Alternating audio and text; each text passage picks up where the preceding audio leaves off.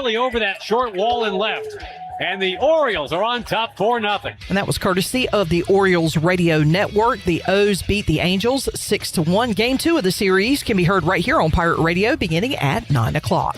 And East Carolina senior outfielder Jack Herring garnered his first All-American honor, being named to the College Sports Communicators Academic All-America third team. This has been a Pirate Radio Sports Break. I'm Shirley Rhodes.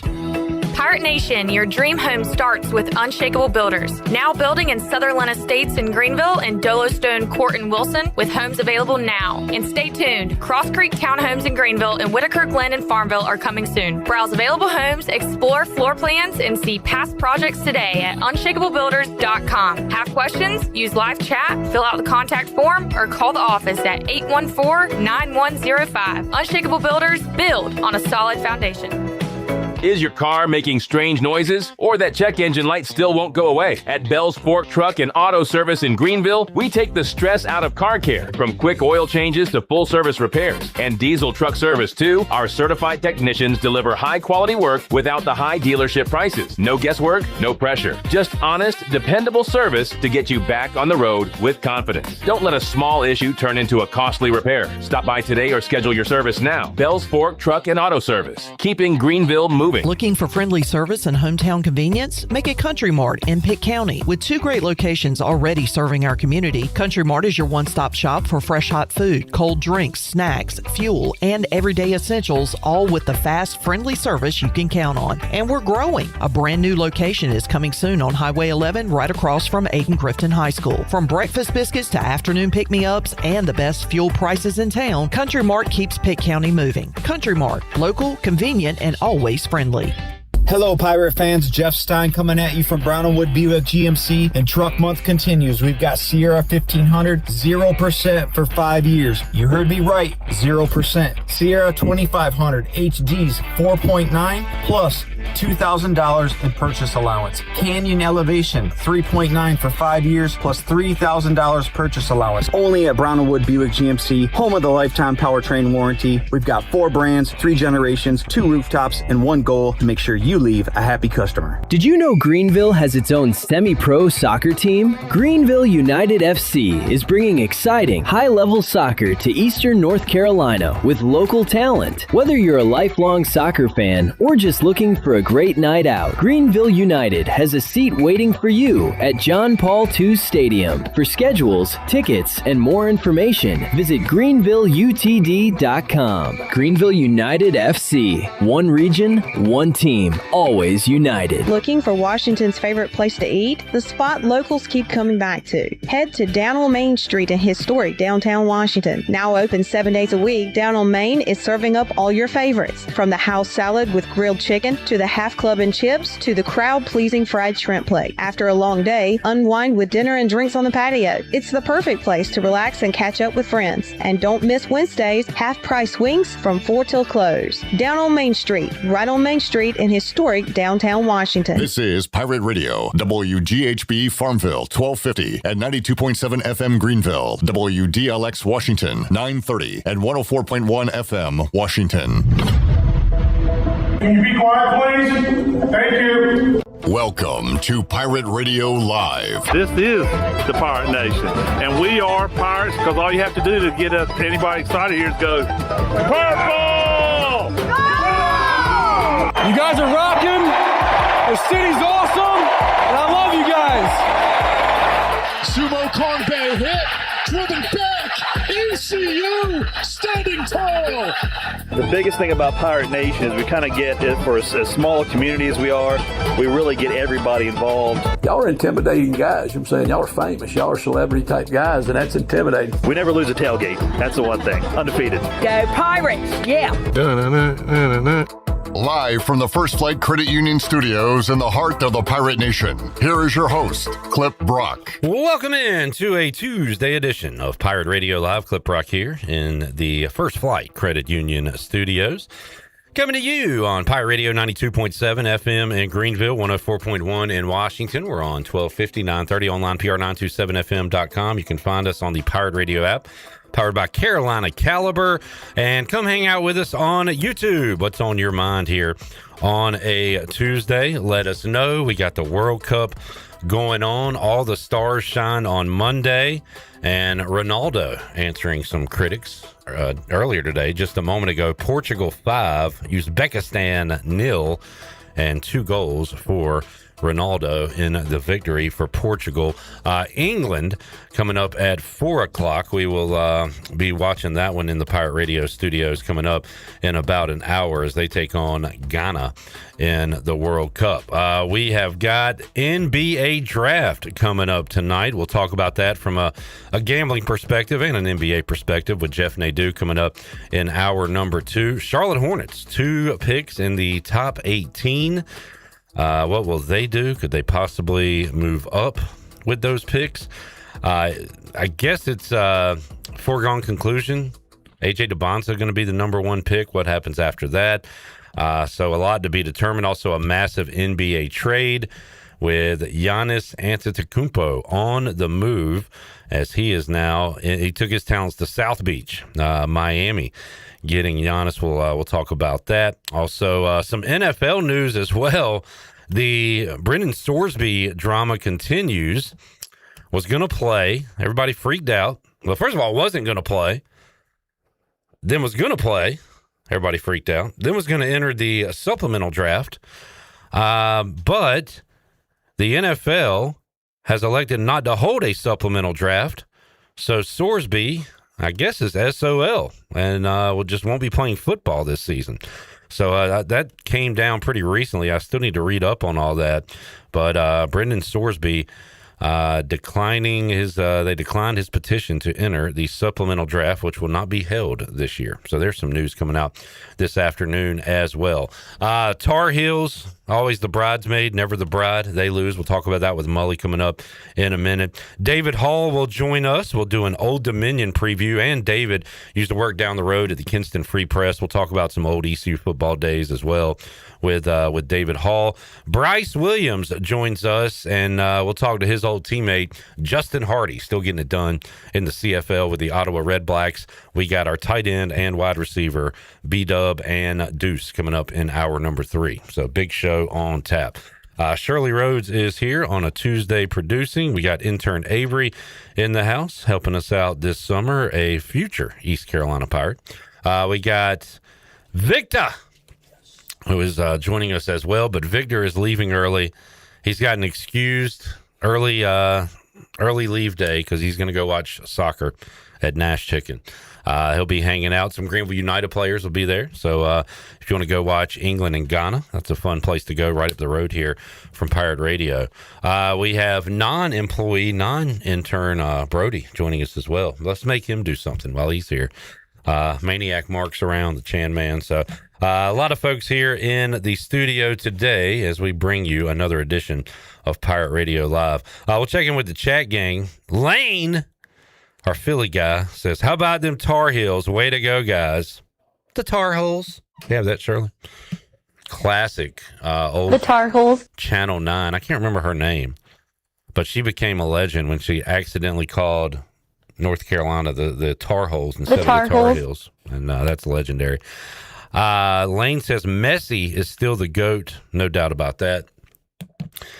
And he said, nice lid. This is the first time I've ever worn this. A gift from Kevin Williams from ECU Golf. And it is not the style of hat I usually wear, but with a hat this awesome, GLF in purple, and the O is the Pirate logo, I got to rock it. So, yeah, I'm rocking the ECU Golf lid today. Jamie says, hey now, baba booey, fa fa foo fa, hey now. Hey now. Jerry says, hello. We are the PRL chat gang. Hunter says, good evening, cowards. Good evening, cowards. By the way, I mentioned we would talk ODU football. Avery and Brody, you guys watch football, right? You can do it with your hands. How many wins did Old Dominion have in football last year? Take a guess. What would you say? 5? What are you going with? 4? They were 10-3. Who the hell remembers that? Did that really happen? I looked it up today. They were 10-3, And most impressively, and Jamie will remember this, their best game of the season was a loss. They opened up with Indiana. And remember Indiana rolling up all those points on everybody last year en route to a championship? They lost that. They were in the game late. The final was 27-14. They lost to Indiana. Why can't they? Oh, give me a box score. Let's see what Fernando, the Heisman Mendoza did in that game.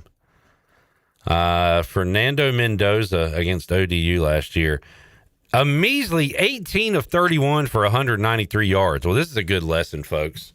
If you bet on a Heisman winner, don't give up after week one, because those are brutal numbers from Mendoza. What'd they do, run all over him or something? They had 309 rushing yards. That's pretty good. So they ran all over Old Dominion. But Indiana beat ODU 27-14 to start the year. And after that, ODU went on a tear and had a great season that included a 45-26 win over Virginia Tech. Troy had a great year last year. They beat them down 33-0. They beat USF in a bowl game. Only losses last year were to Indiana, and then they lost 2 in a row to Marshall and James Madison, who had good years as well. So that was, I don't know. I'm going to say this. I'm not worried about ODU.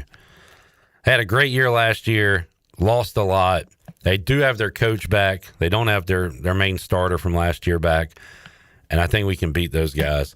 But hell of a year last year. Maybe we should be glad we didn't face them last year. ECU's had ODU's number over the years. This will be a week 3 game for the Pirates at home for Old Dominion, on the road for ECU on September the 19th. But that is a random 10-win season for Old Dominion. Shirley, John Moody feels like making you do some work today. He said he's got a little taco meat on his chest. She was not expecting that one, so you're going to have to wait for that one, John. I believe that was Daquan Barnes, but I don't know what the file was called. No. It was taco meat. I had taken it off because it's not one that we use on a regular basis anymore. So to make room for some of our newer ones, I pulled it out, but I will find it. Daquan Barnes was asked why everybody calls him Taco, and his answer was, I got a little taco meat on my chest. Taco meat on my chest. Here it is. I got a little taco meat on my chest. Hey.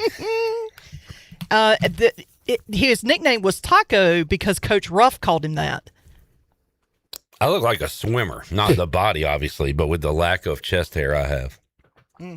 Victor, what's your chest hair game like? How you looking? What's my what?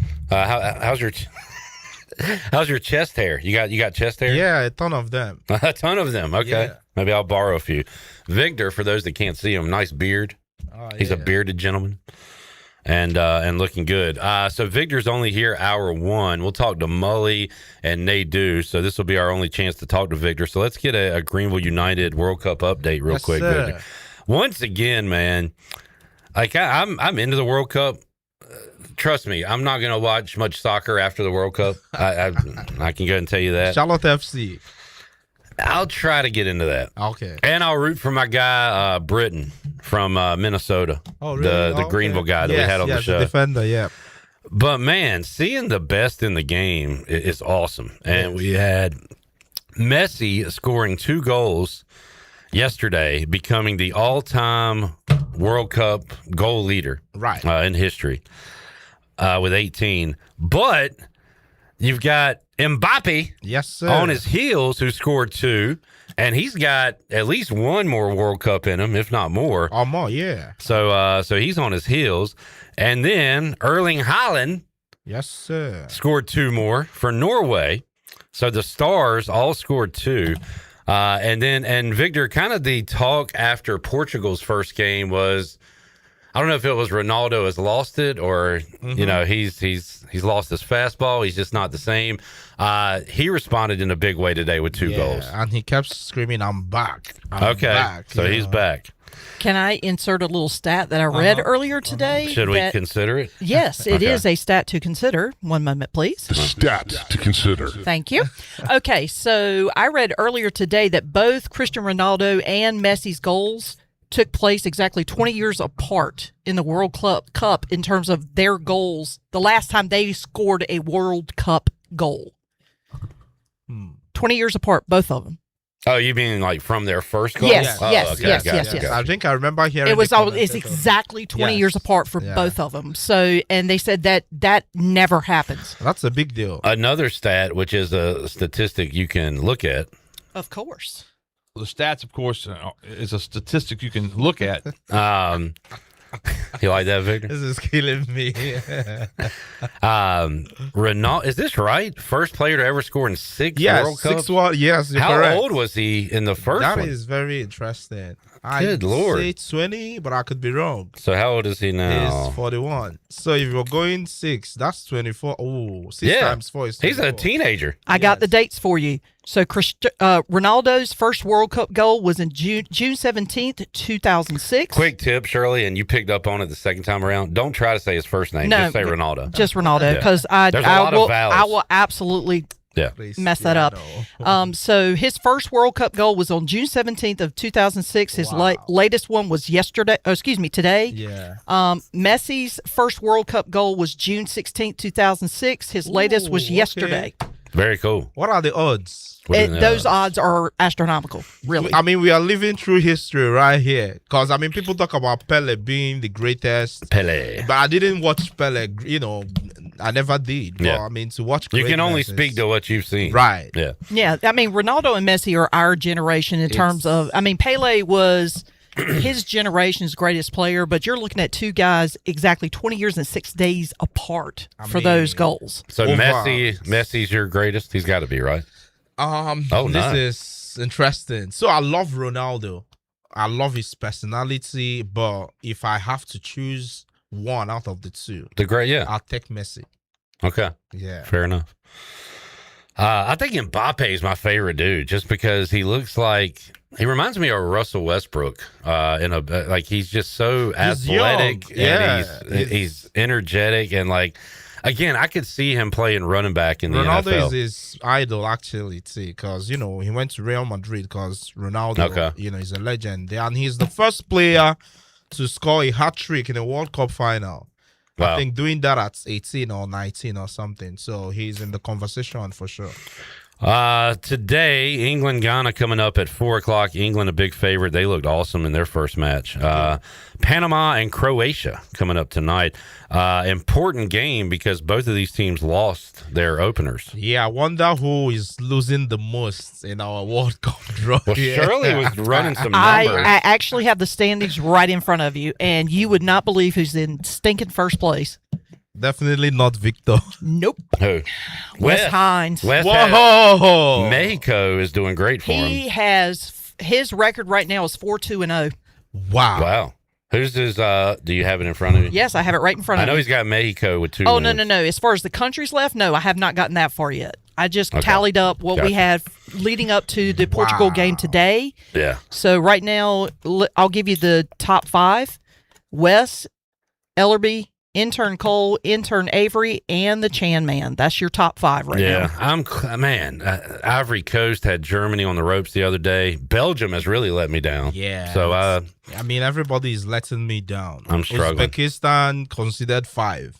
I'm sure if we did this by how many goals considered, I'd be topping the list. Oh, yeah. I'm not doing that. It's wins, losses, and draws. Right. Those are the ones that I count. I don't count goal differential. Had the worst luck, Victor, I will say. Bosnia and Herzegovina. Yeah. Oh, man. Yeah, you had the group of death in our draw. I mean, it was horrible. They died on day one. Algeria gave Messi his first hat-trick in a World Cup. There we go. Oh, by the way, bringing up the rear, Bone. J-Bone. He does not have a single win. That's appropriate. He's going to hate soccer even more. Oh, yeah. All right. Well, Victor, have fun watching England and Ghana. Yes, sir. And USA coming up late Thursday night. Yes, sir. 10 o'clock. So when they'll play their final group game, and then it's on to the knockout stage. Going to be exciting. Let's take a break. We'll come back. We'll talk some baseball and golf and more with the Mully Man. And Jeff Nadu joins us as well later on this hour to talk NBA draft. More to go. A lot more to go. Pirate Radio Live on a Tuesday. Also, it's Two-Winner Tuesday. And Shirley, while I'm thinking about it, let's do it right now. If you are caller 4, you will win 2 tickets to see the Down East Bird Dogs and lunch for 2 at Tiebreakers. That can be yours. Caller 4, 317-1250. Call right now, 317-1250, and you are a winner. Lunch for 2 at Tiebreakers and a Bird Dogs game of your choice. Back with you with the Mully Man after this.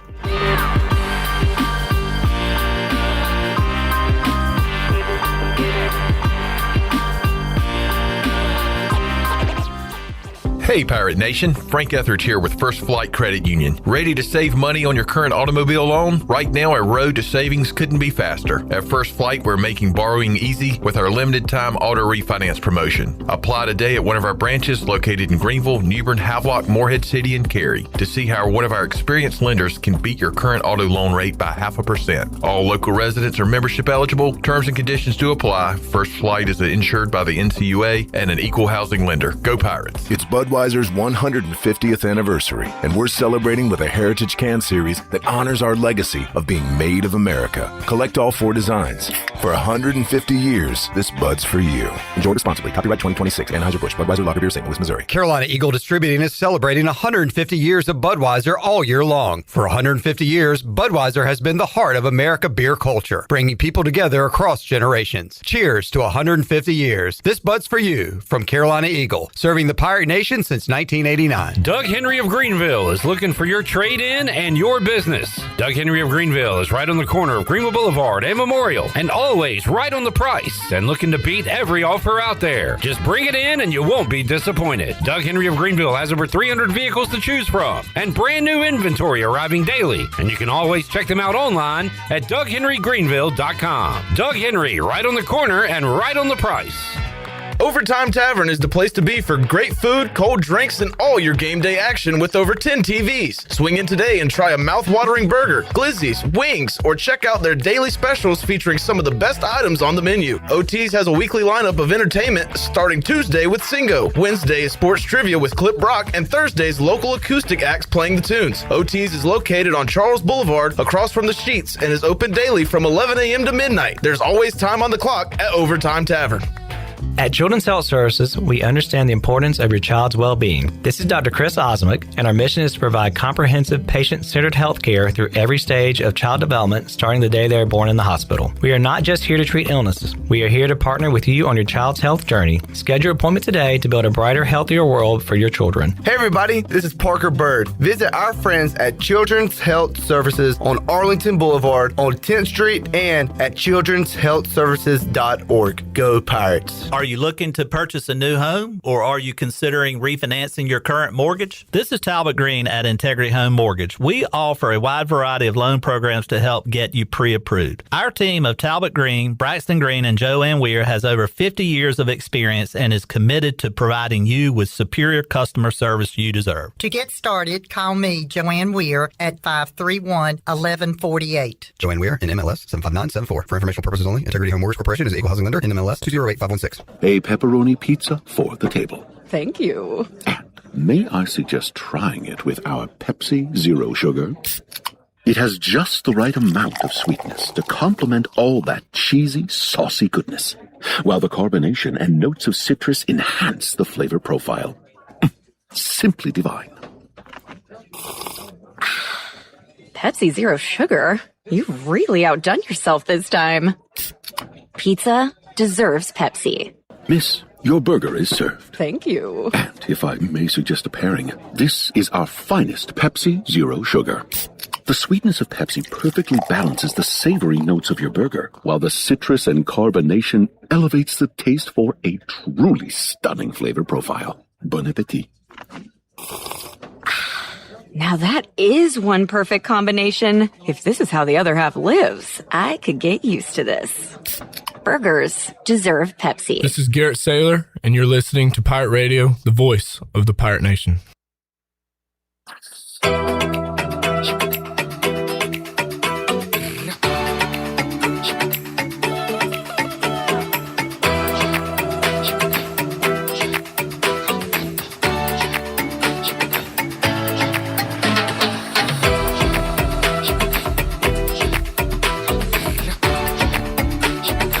You're listening to Hour 1 of Pirate Radio Live. The Pirate Radio app is available now. Powered by Carolina Caliber. Download the app today and have Pirate Radio at your fingertips. Now, back to the show.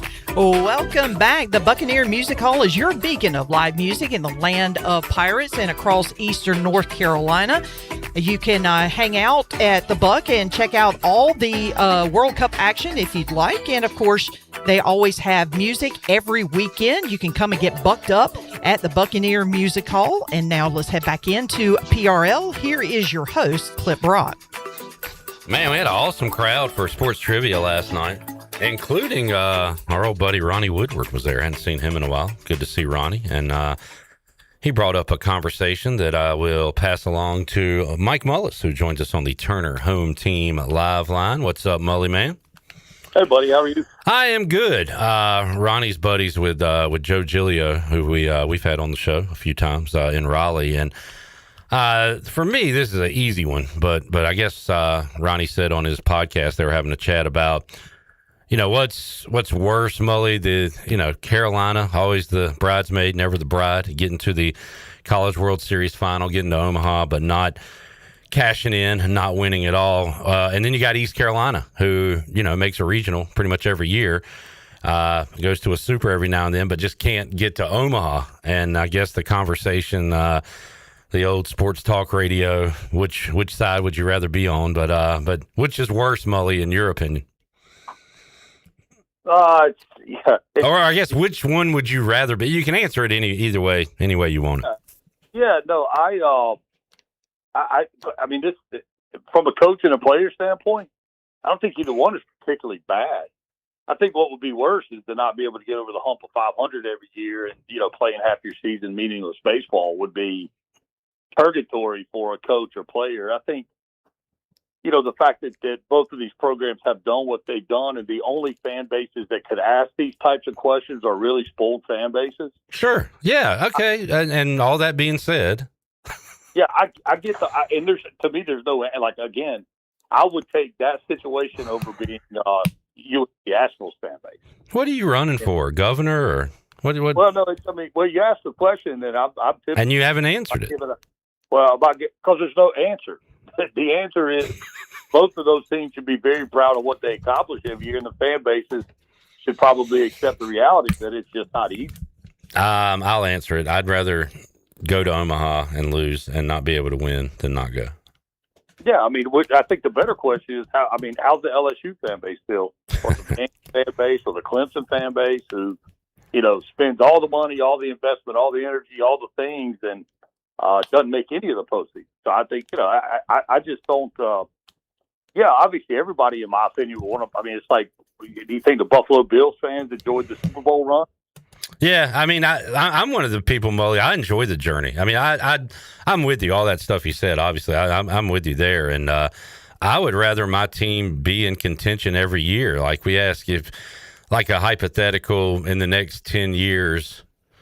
Well, it's kind of stupid to ask, but like I'd rather my team be in contention every year than have a pop-up year where, okay, I'll guarantee you an NFC championship appearance, or I'll guarantee you 5 playoff appearances and, winning 10 games a year. I'll take that. I like the journey. I like the week to week, the trash talk, the get excited about games in week 12. You're a Packers fan. You've been, they've given you some great years, and they haven't paid off always in Super Bowls, but you're going to be there in the playoffs. That's a good feeling.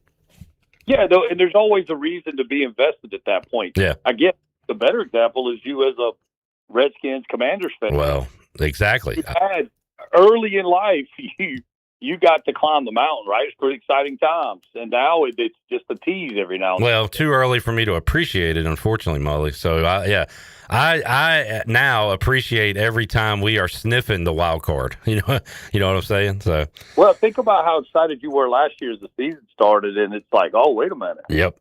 Are the Commanders for real? And then all the real showed up. So, I mean, it's tough, man. Again, I think it's just very much a fan base that has both fan bases have become accustomed to winning, and East Carolina fan base. We probably need to look back and recognize that Blake Harrell's starting to spoil us again with football, and basketball has its struggles. But we see and have seen recently the other side of the pillow with both of our other quote unquote big three sports. Mike Mullis joining us, Turner Home Team Live Line. Stick around, Jerry. I planned on asking, and I will ask Mully the golf questions that you have put into the chat. We'll talk about that in a moment. What was your take on Oklahoma and Carolina, Mully? Oklahoma won the first. Tar Heels sent it to a Game 3, and then last night, I know you've talked about it. The Sooners can hit the ball, and they showed that. Yeah, it was a 3-game series. I was really excited about last night, but quite frankly, the bookend games were less than compelling. Oklahoma did what they had to do, set the tone. The Heels, answered a couple of those times. And, I think with the side injury, to the pitching staff and then having to go to Glauber when you went to him, and you had to know going to Glauber last night, like, what can the kid have left in the tank? And yeah. I don't normally make a big deal about umpires. I really try to avoid it because to me it becomes an excuse of why it didn't work out your way. But I thought the umpiring throughout the entirety of this series, for this to be the best umpires allegedly that college baseball can put on a field at any one time. I mean, you only needed 4. And of course, maybe they may have ran 2 down the line. I didn't really pay attention, but I thought last night, I thought it was egregiously bad. Glauber comes to the game. He's got another pitch left. They take it away from him. And then hit him with a pitch clock violation. He's already in the 2-0 count. I thought the Tar Heels were squeezed pretty significantly early. And listen, not just them.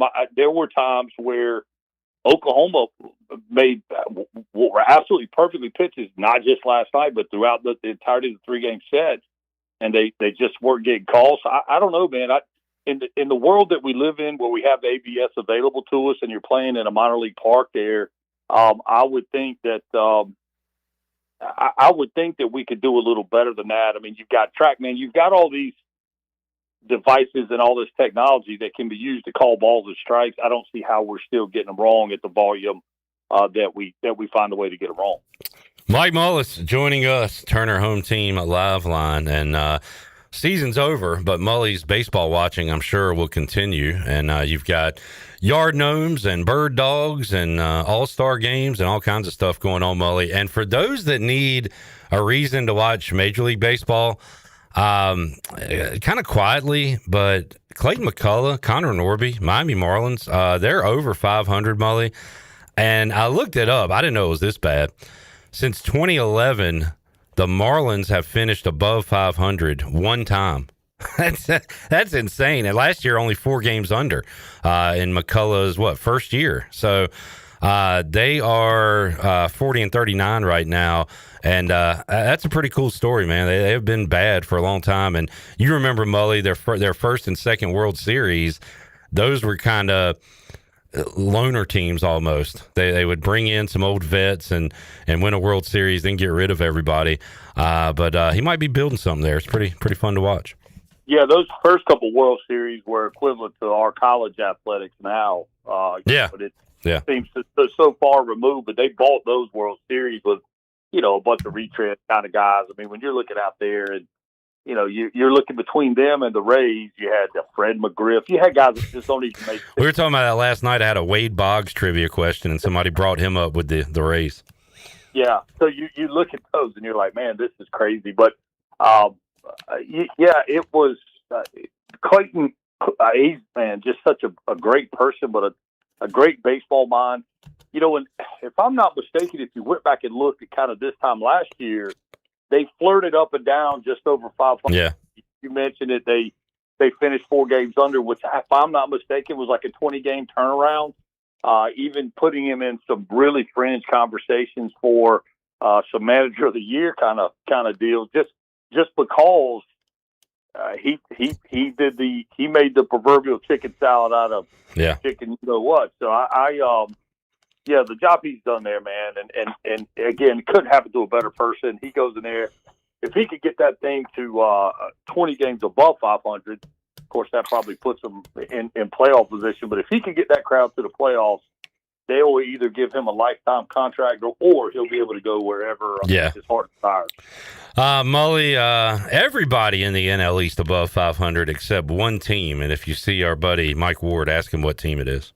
Oh, listen, I've got a good friend that actually Kevin O'Sullivan, not the Florida Kevin O'Sullivan, but the good guy. He and his boys went up to Philly to catch the Mets this week, and they get drawn the first night, and then they were actually going to watch the next game and then head over to watch them in New York as well, just diehard Mets fans. And it's that's the gift that just keeps giving. Oh yeah, you wonder what could be next, and they always find a way to give you more than you even joked about. So the Mets are a mess. A couple other things I want to hit on, and we'll let you run. Brandon Marshall is in the news. Have you seen why he's in the news, Mully? I have, and I think it's absolutely ridiculous that he's not cussing that kid out. He is teaching a lesson, even to the point where he says it's just like it was when we were running at midnight on the pitch. You love that. I got a major problem with it. What's that? Why is he videotaping it and putting it out? When my dad gave me a whooping, I don't remember him taking selfies about. Well, I don't get why has he got to post and everything. Well, that's a whole nother.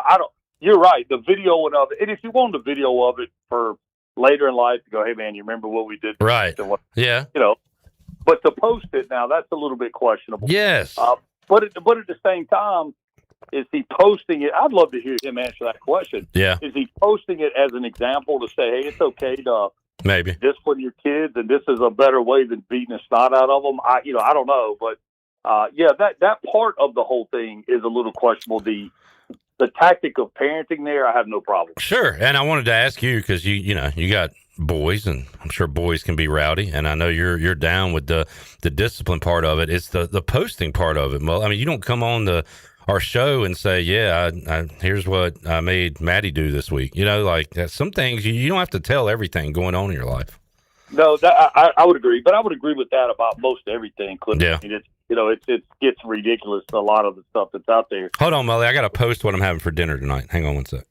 Yeah, really. I will tell you. I'm guilty of it, too.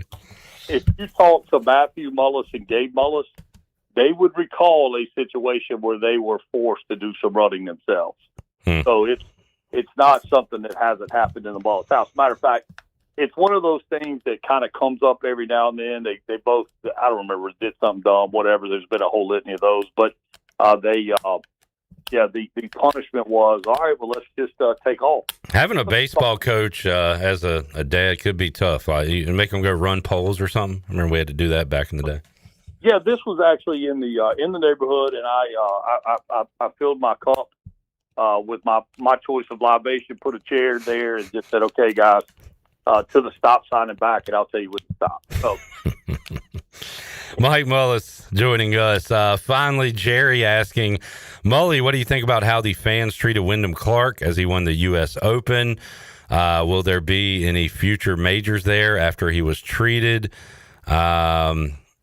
And yeah, I think that's the main questions Jerry's asking. So I've seen about this too, Mully, and I've seen, man, these fans are despicable. I've also seen Wyndham Clark brought all this upon himself. So what is your take on it all? You know what's funny is I had somebody ask me yesterday, man, what did Wyndham Clark do to make everybody so mad? I'll be honest with you. I'm aware of what you guys are talking about. I haven't done any checking into it. Again, I don't know what he did that could have been, incited a riot. I don't know. Mac said some things yesterday. I think he trashed a clubhouse or whatever you call it, and I guess has just been a kind of a overall jerk. But I didn't see it, so that I can't speak on it either. Yeah, I mean, I don't know, LSU guy. Maybe they just got. Had a little too much fun. I don't know, man. It's fitting the bill. I don't think he's got a problem based off his career earnings and the purse he just pocketed. I don't think to fix some drywall and paint the walls and clean the carpets, I think he's completely happy to do that. And I tell you what, Mully, like you it got interesting a little bit Sunday, but you throw up a 6 under on Thursday. That's a wire to wire win. I mean, you don't see that a lot in majors. Yeah, he navigated that course, and the whole deal there. I mean, you're going to get in trouble, right? It's going to happen. Him finding his way out of trouble multiple times in the style with which he did it. I mean, it wasn't like the most artistic round of golf you'll ever see, but it was a grinder, very workmanlike. I still kind of 50-50 on the golf course, on the kind of the rough areas and all. I don't know, but it didn't until they started slowing speeding the greens up. When they quit watering the greens, it became a whole new set of challenges. Jerry said he destroyed a locker at the U.S. Open at Oakmont last year. My response to that is, why do I care? Well, I'm going to boo the guy. I don't know, but I like it. I hate that we clap for everybody in golf. I need people to have their favorites and root against guys. That would make it interesting to me. Well, they're dying for a hill. I mean, you're a wrestling guy, so but you Patrick Reed kind of wore that for a while, and Sergio Garcia has worn that for a while. Didn't they not like Colin Montgomery back in the day, Mully? Montgomery had some issues, and those guys are, of all the sports fans, those guys are just judged by a different set of standards because of the quote unquote perception of the demeanor of the game, and the old school fan that watches it.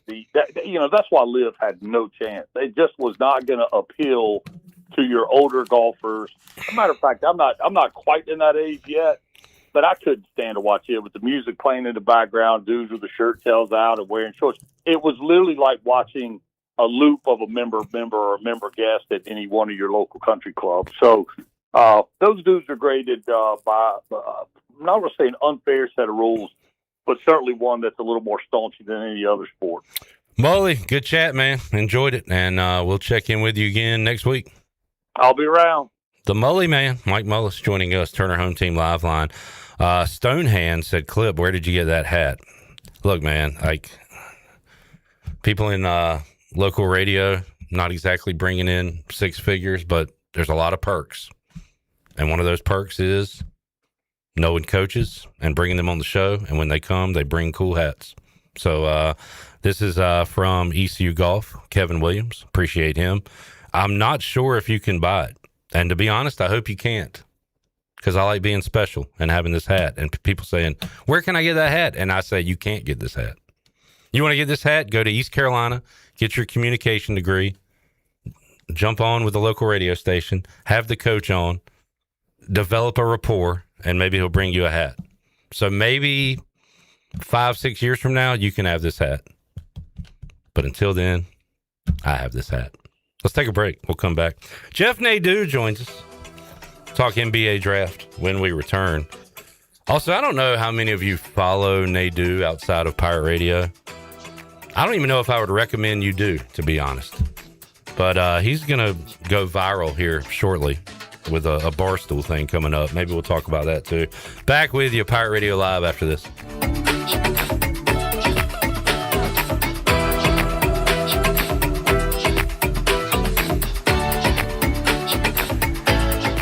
Great food, great atmosphere, and great service is Ottavola Market Cafe. Ottavola is simply a restaurant that focuses on that, being a great restaurant. There's something for everyone at Ottavola. The menu offers a variety of great choices like pastas, pizzas, sandwiches, soups, salads, and seasonal rotating selections. Lunch or dinner, Ottavola is always the right call. Call ahead and get Ottavola to go, or stop by the bar for a drink with friends. It's simple. Come and eat at Ottavola Market Cafe, Red Banks Road next to Food Lion, and OttavolaMarket.com. Ottavola, Pirates supporting pirates. Summer's here. You're at the beach, halfway up a mountain, finally relaxing, miles from home. And then your phone buzzes. Not panic, just a quick check-in. Because with SCI, you already know what's going on. Real-time alerts, 24/7 monitoring, full control of your home or business, right from your smartphone. So while you're making memories, you're never wondering what's happening back home. SCI Security, because you don't get security system for the days nothing happens. You get the system for the moment something does. Travel smart, travel secure, and protect what matters. Call today and get protected before your next trip. trip. Hello, Pirate fans. Jeff Stein coming at you from Brown & Wood Buick GMC. No June gloom here. For Buick, we've got Envistas at 0.9 with $1,000 purchase allowance. Encore GX 0.9 with $2,250 in purchase allowance. Envision also with 0.9 with $1,750 in purchase allowance. And Enclave 0.9 with $750 in purchase allowance. Only at Brown & Wood Buick GMC, home of the lifetime powertrain warranty. We've got 4 brands, 3 generations, 2 rooftops, and 1 goal to make sure you leave a happy customer. Looking for Washington's favorite place to eat? The spot locals keep coming back to. Head to Down on Main Street in historic downtown Washington. Now open 7 days a week, Down on Main is serving up all your favorites. From the house salad with grilled chicken, to the half club and chips, to the crowd-pleasing fried shrimp plate. After a long day, unwind with dinner and drinks on the patio. It's the perfect place to relax and catch up with friends. And don't miss Wednesdays, half-price wings from 4 till close. Down on Main Street, right on Main Street in historic downtown Washington. East Coast Grading and Utilities is your source for clearing, hauling dirt, and concrete work. East Coast Grading and Utilities handles all sewer and water issues as well. I'm David Vaughn. Whether putting in a new subdivision or helping you with any and all of your drainage problems, I can get the job done. Call me at 531-7494. No job is too big or too small. East Coast Grading and Utilities. Friends helping friends. 531-7494 for East Coast Grading and Utilities. You've had your new computer a few years now, but lately it's been running super slow, acting strange, and you're worried about viruses and losing data. This is driving me mad! Let the experts at University PC Care in Greenville and New Bern professionally diagnose your Mac or PC to see what's really going on. They'll determine the root cause and not just symptoms, so you don't waste money fixing the wrong issues. Call 252-558-1280 for in-store or remote service, or make an appointment online at universitypccare.com. If you're hungry for a great steak with honest-to-goodness flavor, head over to Larry's Steakhouse, open Monday through Saturday at 11 a.m., serving up hand-cut, aged ribeyes, tender grilled salmon, bold grilled shrimp, and juicy grilled pork chops, all right off the flame. Pile your plate high with a 25-item salad bar. Try one of our hearty daily lunch specials. Larry's Steakhouse, good food, good folks, and a good time. Located at 2800 East 10th Street across from the old Highway Patrol Station. Call 751-6510 for takeout and reservations. Larry's Steakhouse. Riley's Army is hosting its biggest fundraising event of the year, the Hearts of Gold Gala, Saturday, September 19th from 6 to 10 p.m. at Rock Spring Center. Enjoy an elegant evening supporting local pediatric cancer children and families, featuring live music by Holden Dixon, dinner, a cash bar, entertainment by DJ Dog, a silent auction, guest speakers, and more. Tickets and tables are available now, but they may sell out fast. Visit Riley'sArmy.com to purchase yours today. Sponsorship opportunities are still available. Join Riley's Army and help bring hope to local families. Hey, what's up, man? It's Josh Hawkins, former NFL player, and you listen to Pirate Radio, voice of the Pirate Nation.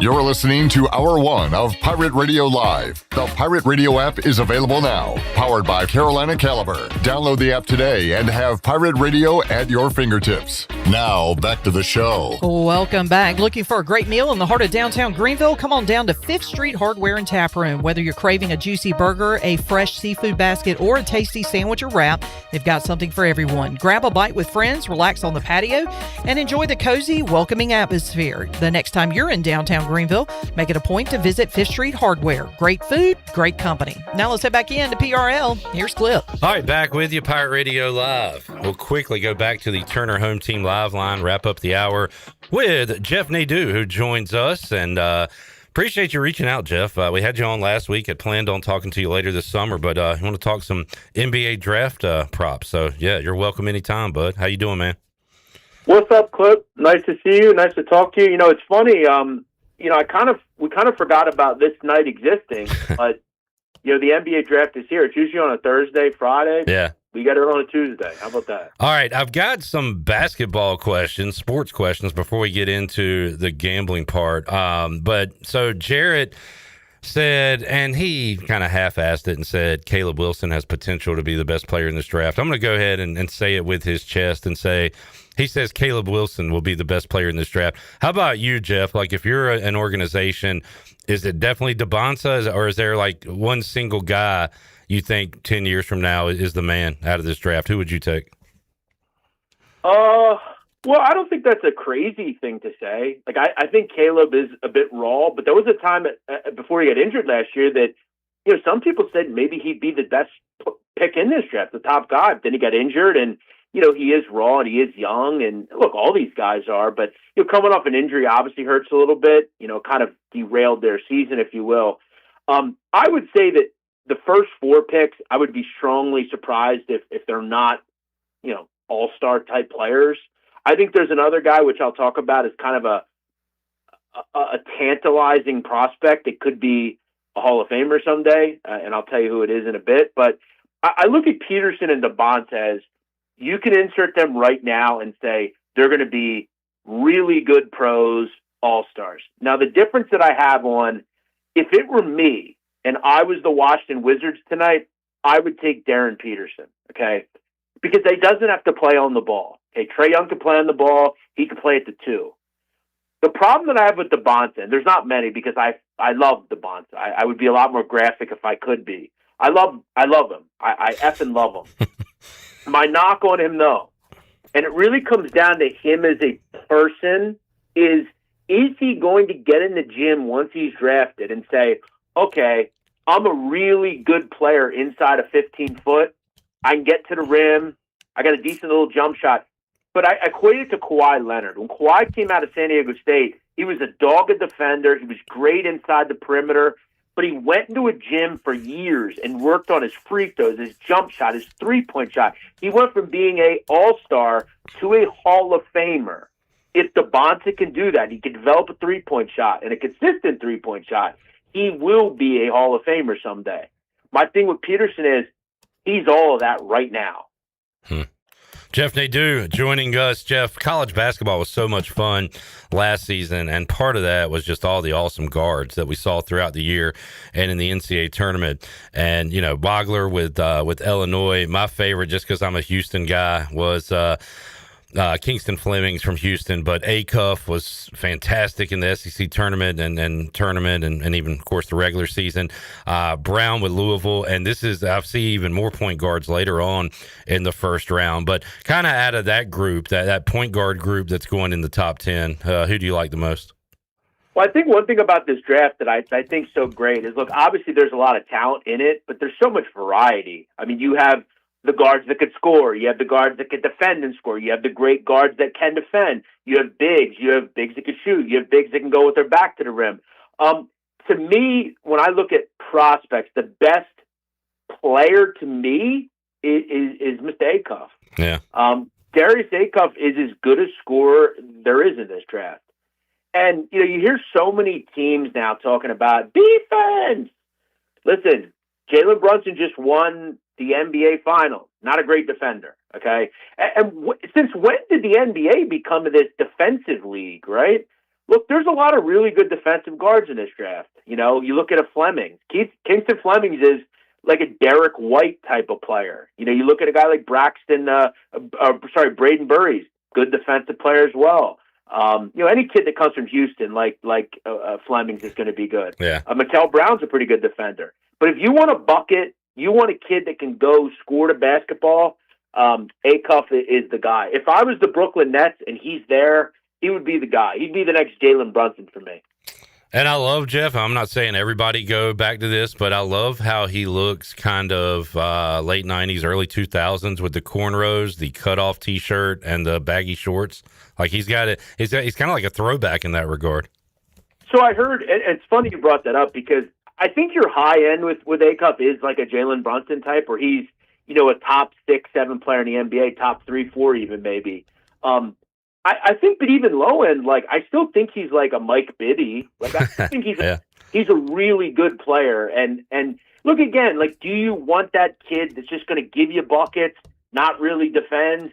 It's really what you want. But all these guards, in the top 15, have the ability to be really good. Yeah, I'm excited. I've said this a million times. I'll say it again too, Jeff, that I'm just pumped to have a draft where I will know just about every name in the draft for the first time since the 90s, almost 2000s, with all the great players coming from college, and with the NIL keeps guys in school for another year maybe, and I'm pumped about that. All right, real quick, and I'll ask you some of your bets. But look, the Hornets gave me something to be excited about last year, Jeff, and they're trying to get over that hump. They've got a great young core with LaMelo, and I'm a big Brandon Miller fan. We saw what Khan did last year, and they got a chance to add. They got 2 picks in the top 18. They're on the back end of the lottery at 14.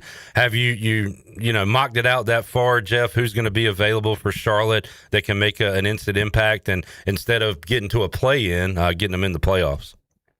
Yeah, I think I'd love to see them go more towards like a 4, someone like that. Yaxel Landenborg would be really nice, I'm sure.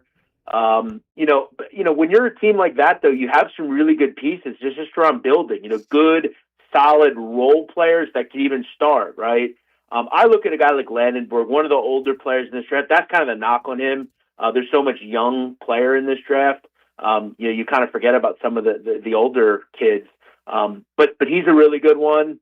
You look at even like if you want to guard, like a Bennett Sturts type player, just a really good high basketball IQ. Clip, I talked earlier about, you talk about tantalizing what they could be.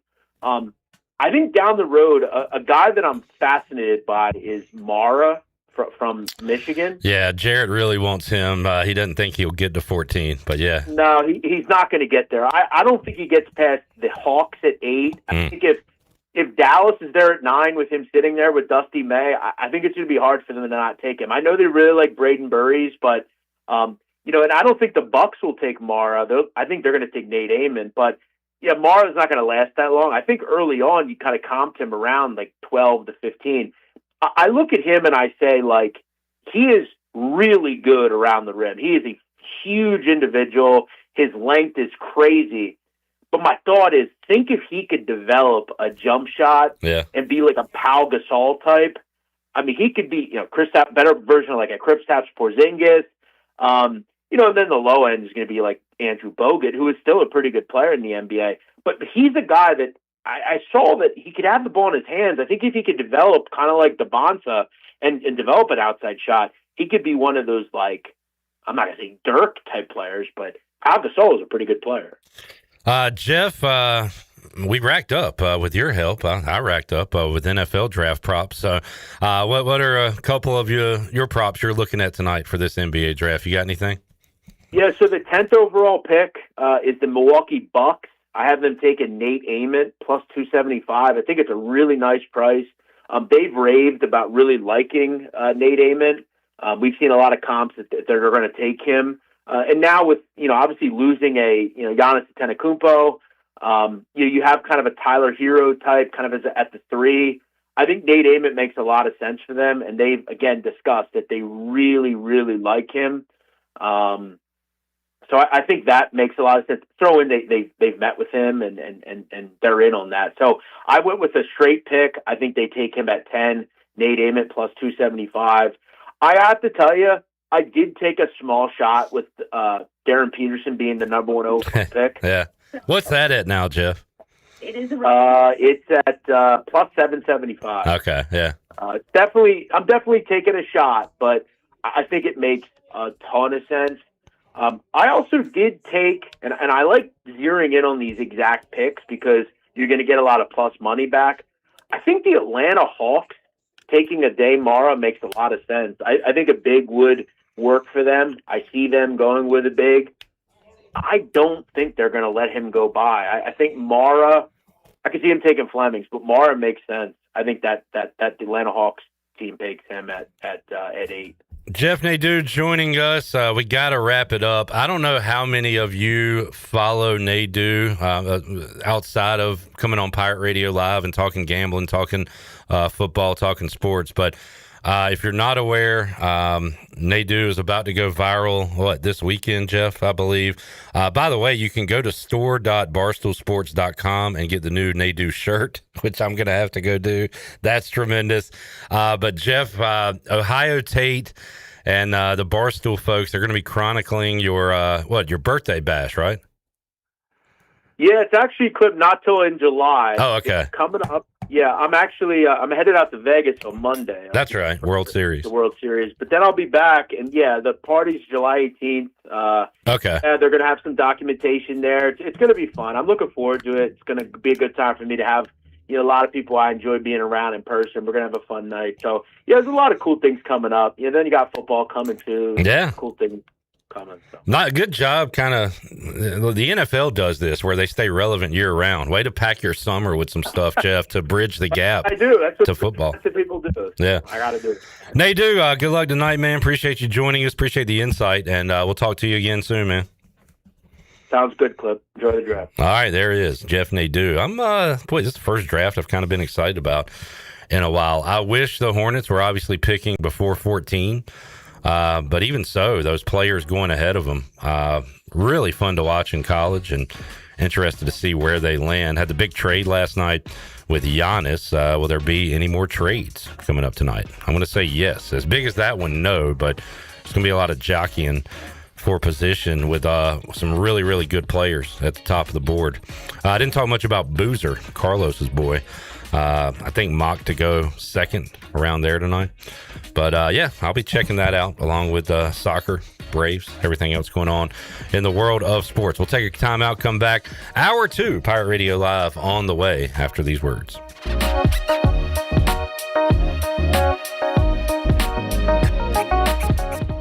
Sun's out, guns out in Pirate Nation. It's Lindsey Gray with Carolina Caliber. Things are already heating up with Springfield Armory's hottest deal yet. Buy a model 2020 rifle and get a free XDM Elite 10mm pistol. Celebrate Dad with Savage Arms. Buy any Axis rifle and get $75 back. From home defense and concealed carry to shooting sports gear, plus store-wide markdowns and factory promotions, you can't beat this heat. Shop online or visit Carolina Caliber on Fire Tower Road in Winterville. It's a time-honored tradition. Come celebrate the next big Pirates win at the Rick House. The Rick House is Greenville and Eastern North Carolina's premier American-themed restaurant. I'm Jeremy Shelton, General Manager at the Rick House. Come see us for a big city feel right here in Greenville. I guarantee you'll have a great experience. We feature the very best bourbons around. Our made-from-scratch pastas are to die for, and nobody does steak like the Rick House. We also feature an early dining special from 4 to 6. Come see us at the Rick House, Red Banks Road in Greenville. Hey Birdlands, Family Sundays are a day full of fun for kids of all ages. Before the game, meet the Orioles mascots, grab autographs, and watch the kids take the field for the national anthem. During the game, kids take over with kid-friendly music and inning breaks, kid guest splashers, and more. After the final out, stay for Kids Run the Bases, presented by Wise Markets, where kids 4 to 12 can run the bases, just like the pros. Bring your whole fam to the yard on Sundays. Visit Orioles.com/Family Sundays.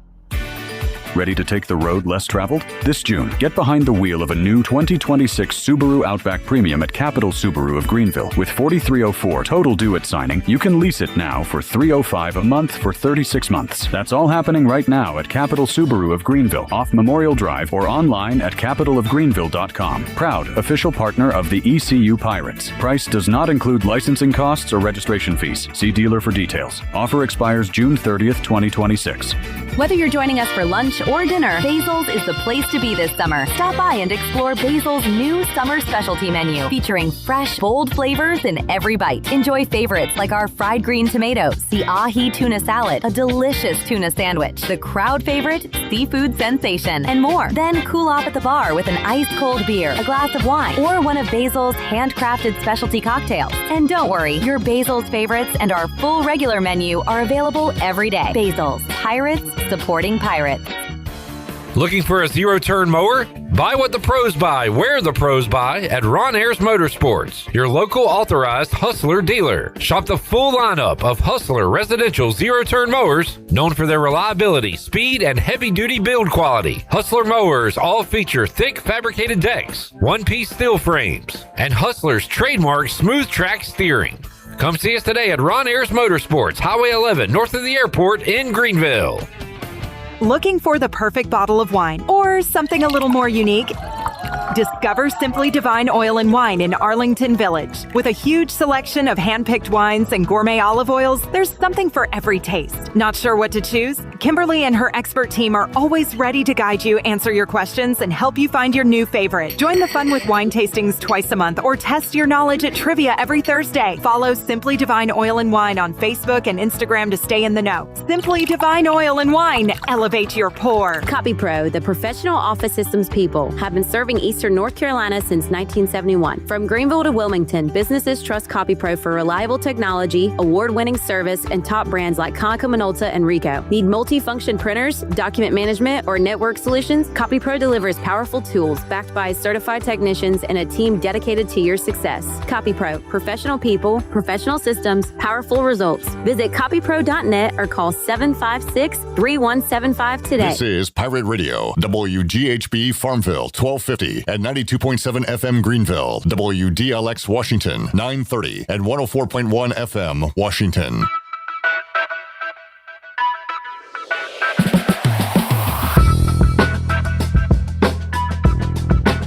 You're listening to Hour 2 of Pirate Radio Live. The Pirate Radio app is available now, powered by Carolina Caliber. Download the app today and have Pirate Radio at your fingertips. Now, back to the show. Welcome back. Michael's Agekwe Family and Cosmetic Dentistry has been Greenville's premier dental practice for over 40 years. Their mission is to provide exceptional dental care with compassion, integrity, and innovation, ensuring every patient leaves with a healthy, confident smile.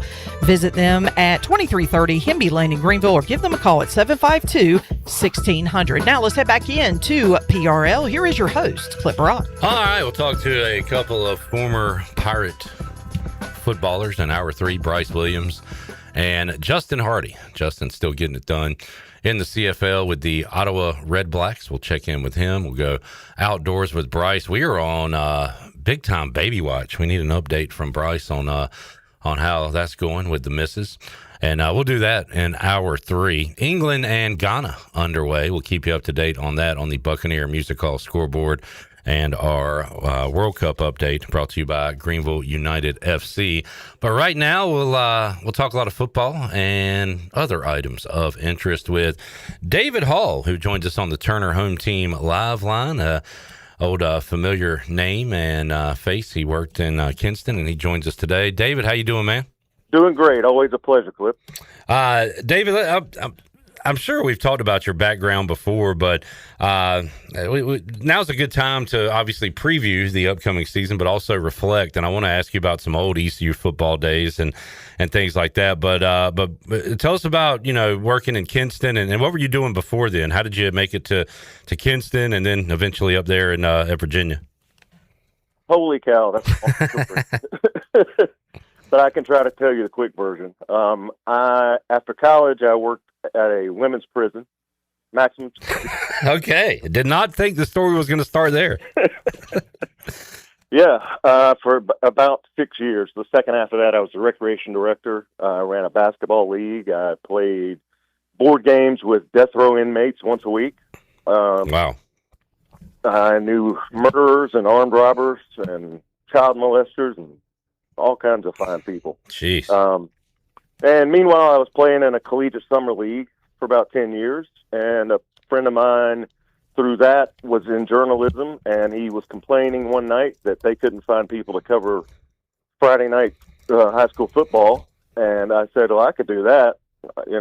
Part of my job was writing. I always got good grades in English. He's like, yeah, everybody thinks they can write. Leave me alone.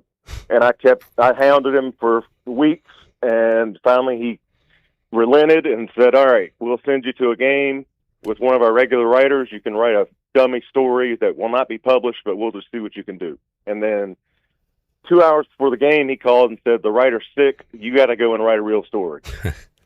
And I had no idea how to do it. It occurred to me at halftime that I had to interview people after the game. I didn't even know that. Anyway, I wrote a story, and they liked it, and they kept inviting me back.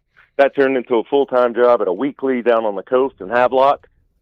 And from there, I got a job covering the Kinston Indians. Yeah.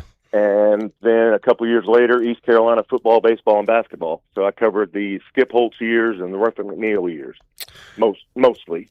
And so I was at both Conference USA title games, yeah, one in Tulsa and one in Greenville. And And so it was a good time to be covering that team. It was when they filled in the end zone, and frankly, I think they should consider naming at least that end of the stadium after Skip, because he completely turned the program around for a couple of years. Ah, good call. David, more on that in a moment. Did you say you were playing in summer league? So what kind of ball player were you? I played a little bit in college. Okay. And the summer league had 8 teams, and 6 of them were current college players, and 2 of them, which was one of the ones I was on, were former college and former pro players. Nice. And so I played with I played against guys from North Carolina, and I played till I was 30. So, I'm 29 years old playing against active college players at Oklahoma and Long Beach State. And, this was basically the predecessor to the Coastal Plain League. Yeah. That had to be cool to scratch the itch, though, right? At that age, still playing baseball? I mean, it's pretty cool. Oh, it was... I supplemented my baseball playing by having a job. That's the way I look at it. Right, yeah. I was more serious about that than anything else. That's cool. I hit and threw year round. I had a roommate who was in the Dodgers organization at the time, and worked out perfectly. We'd go out and throw and hit, and it was a good time. I had teammates who had played in the major leagues and were trying to get back there. So the stories I heard were unbelievable. Man, many not repeatable on radio. Yeah, that's cool, man. I mean, I knew you just as kind of a quiet, pretty serious, I thought, guy, and we'd do passing hellos and how's it going. Did not know you had all this going on behind the scenes. So that's cool to know, David. Yeah, I mean, we could do an entire interview about the prison. I mean, no kidding. Well, we got to save that for another show. That'd be great. Yeah, I knew a couple of women who had books written about them and TV movies made about them. Oh, wow. Including one of whom was played by the woman who played Samantha on Bewitched. Incredible. Oh, man, David Hall, this took a path I didn't know it was going, and I got to say, I like it. I like where it's going. But, David, I asked all that to kind of set up, we got Justin Hardy on the show today. Greg Hudson joins us every week on the program.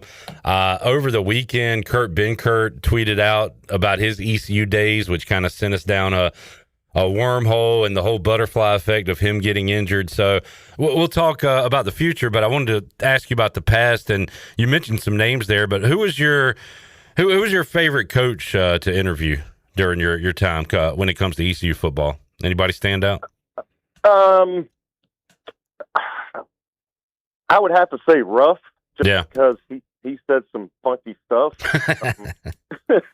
I remember at his introductory press conference, somebody asked him, after we'd covered all the your football philosophy and all that, somebody asked him, what kind of guy are you? And his answer was, I'm as country as a row of corn. And then he sat down. They served lunch that day, and at those round tables in I forget the name of the building. Was that Murphy Center, maybe? The Murphy Center. Yeah. And Ruff came over and sat down with me and Aaron Beard from the AP. Yeah. And we ate lunch together. And he said, we didn't ask him for this. He goes, you guys take down my cell number in case you ever need anything. I mean, that's who he was, man. I'll let you, head coach does that. Yeah. Yeah, just as genuine as it gets. Yeah. Yeah, and then when I got here, after a few years, they put me on the UVA beat, and by then Ruff was an assistant at UVA. Yeah. And the first day I walked out at practice, he walked across the field and just embraced me like a long-lost friend. Gave me instant credibility with everybody out there. Right, so yeah. It was cool. Hey, that guy knows rough. His boys are rough. We need to talk to him. But, I mean, David, it's such a simple, small thing. But when I call him to come on the Brian Bailey show and I say, hey, Coach Ruff, it's Cliff from Pirate Radio. And he just says, what's up, Cliff? What's going on, man? Like, just that little bit right there, like, makes my day. Like, he remembers me, and he does that with people. And that's why he connected to fans so much. And that's why when he was fired, David, it divided the fan base. And we're finally starting, I think, to recover with Blake Harrell here 10, 11 years later. Yeah, it was a move in the wrong direction. No doubt. And it was easy to see at the time, and it certainly panned out that way. Another thing, you mentioned Kurt Benkert when I covered UVA. Yeah. He was the quarterback there, and I did one of the first things I did was an in-depth feature on Kurt, and that involved calling Shane Carden, who had worked with Kurt at at ECU. Yeah. And I covered Shane's career. And so, sports is such a small world, baseball particularly, but, it's just like, I always say in baseball, if you name any person in the game of baseball, retired or current, active, if I don't know them, I guarantee I know somebody who knows them. Yeah. It's that tight-knit. And football's kind of the same way. So that part of it's been fun. You covered some great Pirate players, David, and Justin Hardy is one of them. But man, we could barely get 2 words out of him when he played. He did his talking on the field, and he's opened up a little bit now. And we talk to him every other week or so about his CFL career, and he's still getting it done. But how about like favorite player interviews, David? Anybody stand out to you from your time? Because there were some talkers on the team. Shane Carden was really good. Yeah. There was another quarterback. Whose name escapes me, Matt Dodge, the punter. Yeah. Interview. Yeah. I always got along great with Patrick Pinkney, quarterback. Yeah, he was good. Who should be a Hall of Famer. If he's not, I don't know. I assume he's not yet. Nah. But I mean, the guy won 2 league championships, and I don't think there are many quarterbacks in that school's history who could say that. Yeah. And I know he had some trouble after college. I don't know what he's up to now, but I always enjoy talking to him. He would, bust my chops about what I was wearing, and I do the same. A lot of good dudes over the years. No doubt. David Hall joining us. All right, let's get to the present here. That was a good walk down memory lane. But East Carolina and Old Dominion meeting on the football field again this year. We talked to Adam Witten last week, did our first opponent preview, David, with the play-by-play voice of App State. And I believe he said they had 60 new guys, which told me that these opponent previews are going to be more difficult than ever to do with all the new faces at every school and all the changes with the portal and everything. So how about, as we sit here, David, ODU, how much will they look like they did in 25 versus, how different are they with new personnel and everything coming in? That is the biggest question at every program in the country. Yeah. Like you said. ODU lost 27 players to the portal. Man. And this is a team that went 10-3 and won the Cure Bowl in Orlando. They lost probably the biggest loss was the quarterback, Colton Joseph, who entered the portal or announced he was entering the portal before the bowl and opted out of that game. Ended up at Wisconsin a few days later. From what I've heard, and I've never reported this officially because nobody will confirm it. Everybody's real tight-lipped about this kind of stuff. But from what I've heard, he went from 5 figures here to 7 figures there. And in December, Wisconsin announced on Twitter announced Colton as QB1. So apparently he has the job. Yeah.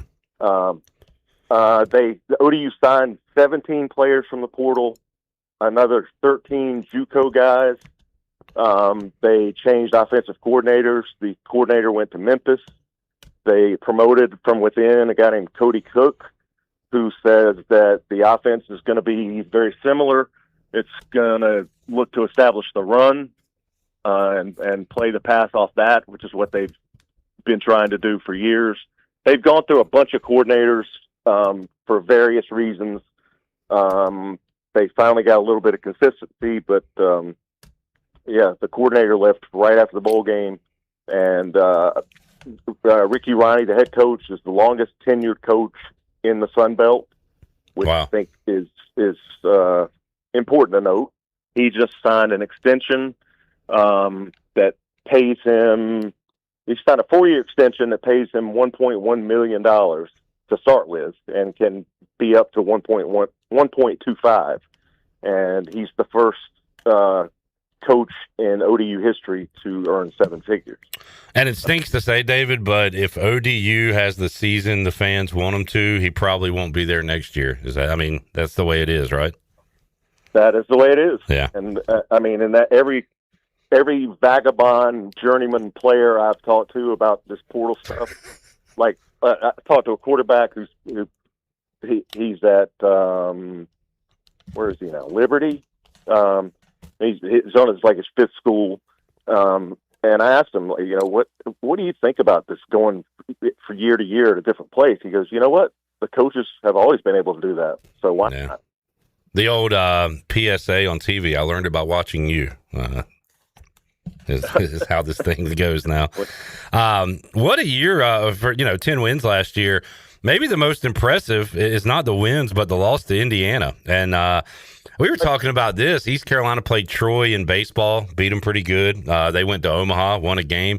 East Carolina beat North Carolina in baseball this past year. We didn't know we'd be watching, or we thought actually we might be watching a really good team, but they fall just one game short. So at the time, David, you might not know what you're watching and how good it could end up being, but you lose the opener to Indiana 27-14. Hell, that's about their closest game of the year, right?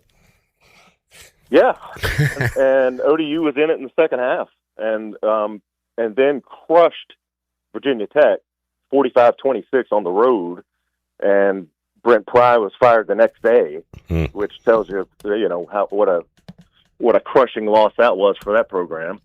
And then to beat South Florida in the Cure Bowl, you can say it was a battle of backup quarterbacks, which it was because South Florida's QB sat out too. But the cool thing about covering that bowl was that it was at Camping World Stadium, which is formerly the Tangerine Bowl, and it was the site of many Pro Bowls over the years. And so I'm standing on the field before the game, and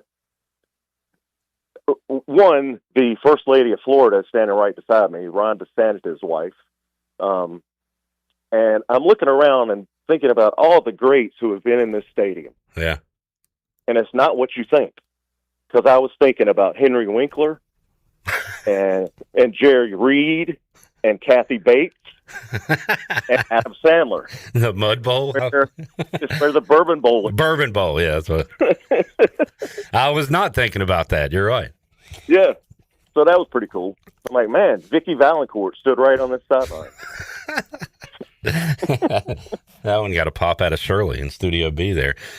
David Hall joining us. David, I asked Adam Witten, who's the class of the Sun Belt, and he kind of chuckled and said that your guess is as good as mine. Now JMU, obviously, awesome year last year, but Old Dominion was great. Troy, who you guys hammered. By the way, Troy, the only non-SEC, ACC, Big Ten, Big 12 team to go to the NCAA basketball tournament, college baseball tournament, and a bowl game. So shout out to the Troy Trojans, their renaissance.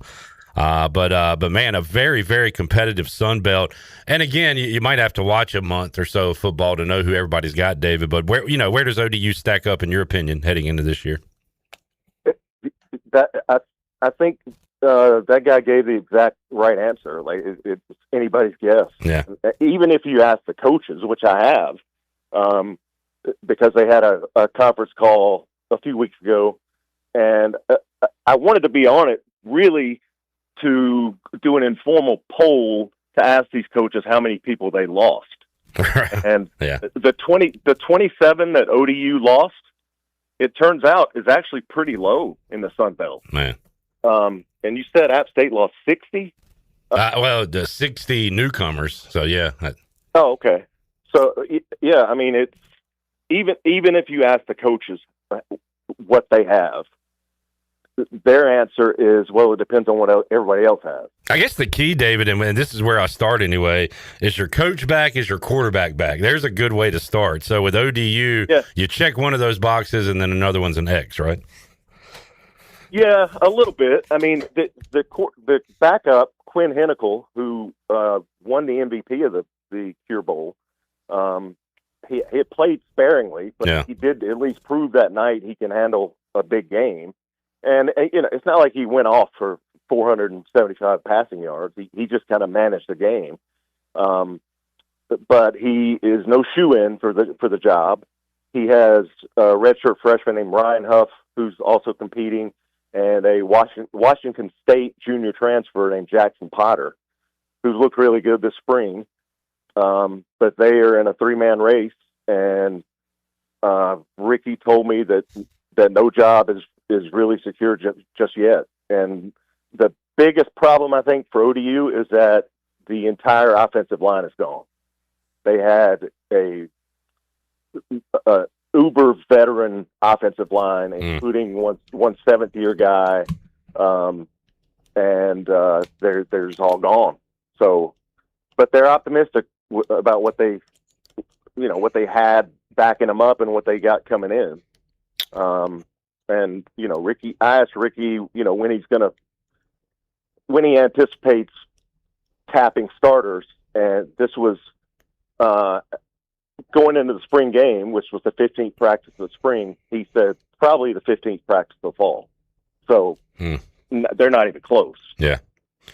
Yep, got a battle going on here as well that will extend into the fall. David Hall joining us, talking some ODU football. Man, this thing went longer, but I feel like I always say that when we have you on, David. It goes longer than anticipated. We'll wrap it up, and we'll get you back on to talk more, man. I always enjoy talking with you. But I was going to ask, do you come across any Pirates covering the Norfolk Tides? We got a ton of guys, and man, since the time you left Greenville in Eastern North Carolina, David, we've put a ton of guys into minor league and pro baseball. But do you ever come across any Pirates? And overall, what's the storylines with the Tides right now? To answer the first question, I've come across many Pirates. I covered Mike Wright's entire college career. I remember his first college win. It was in a regional, I believe. He came on a relief and got the win as a freshman. And then I got here in 2013, and who's standing across the clubhouse but Mike Wright? And he was back and forth between here and Baltimore many times. So, and then I think he was with either Durham or Charlotte for a year after that, and I saw him again. So it's like I couldn't get away from Mike Wright for about 10 years. And then Jack Reinheimer. Oh, yeah. Here for a year. There have been 4 or 5. In fact, the manager here for a couple of years, Gary Kendall, was college roommates with and remains best friends to this day with former ECU coach Billy Godwin. Wow. Yeah.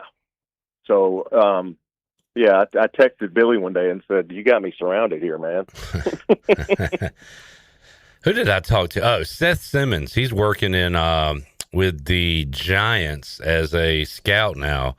And he was down at the Tallahassee Regional, and we had him on the show, and he said he had a Pirate reunion with Billy Godwin and Coach O, Gary Overton, down there in Tallahassee. So I thought that was pretty cool. That's awesome. Yeah. The current manager of the Norfolk Tides is Tim Fedorovich, who played at North Carolina and was in some of those regional battles. I remember that name. Back in the day. Yeah, and he went on to play in the big leagues. He was a AAA big league guy for about 9 years. I knew Fed in the Carolina League when he was in the Red Sox organization, because he was teammates with a guy named Tim Fedroff, and they were drafted back to back that year. Fedroff by the Indians and Fedorovich by the Red Sox, and they ended up playing against each other in the Carolina League. So I did a story on their relationship back then. That was 100 years ago, but that again speaks to the small world nature of baseball. But as far as the Tides right now, frankly, they kind of stink. They're 19 games under 500 in the first half. The good news is that the second half is about to start, so they're 0-0. Right. The IL went to halves like the lower levels just a couple of years ago. So, they have a whole new life, And the reason for that, it makes sense because there's such turnover at the AAA level. Like if you walk in the clubhouse the first day of the season and you walk in August, it's a whole different team. Yeah. So it's not even fair to judge the team based on an entire year. It's funny you say that the team stinks. We'll talk to Mark Brown, CamdenChat.com tomorrow, covers the O's. We have O's baseball here on Pirate Radio, and I'll see if he uses that word because I got to imagine he's not going to be too happy with the 38-42 Orioles right now. So we'll talk some pros with him on Wednesday. David, we'll cut this one. I was going to say short, but we'll cut it long. We'll let you run, and we'll do it again down the road, man. We appreciate you joining us. For people that want to scout ODU this summer, but certainly in fall camp, where can they read your stuff? At pilotonline.com. And there'll be plenty of it, believe me. Good stuff. David, thanks for joining us, man. Like I said, we'll do it again down the road.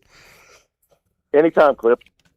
All right, David Hall joining us. That conversation took some turns, but that's what the opponent previews might be this summer, with not a lot of certainties as far as personnel and everything going on. We'll find out if anybody's worked in a woman's prison like David did. But ODU, man, the Pirates have had their way with ODU, and they have not been a threat. And I don't know, is it a good thing we missed them on a 10-win year last year? I'm going to say they come back down to earth a little bit this year with all the turnover, but credit to Ricky Ronnie and his program that he's running there. Hell of a year last year. We'll see him in Norfolk coming up week 3 this football season. Take a break, come back, have more for you. Pirate Radio Live as England and Ghana 0-0 draw in the first half. Keep you up to date on that and more. Congratulations, by the way, John Moody, our winner in hour number 1, 2-winner Tuesday. He's going to a Bird Dogs game, and we'll have lunch for 2 at Tiebreakers. Coming up hour 3, more Bird Dogs tickets and lunch for 2 at Chico's on the line. So we'll give away that in hour 3 when we talk to Bryce Williams and Justin Hardy. Back with you hour 2, Pirate Radio Live, after this.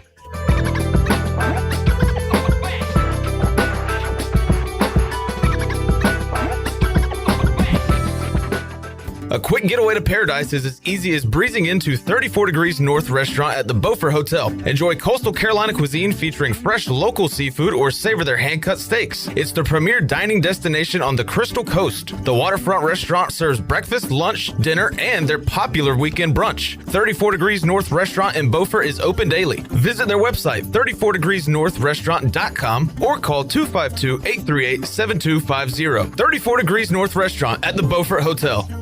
Spring is a great time to plant flowers, trees, and bushes.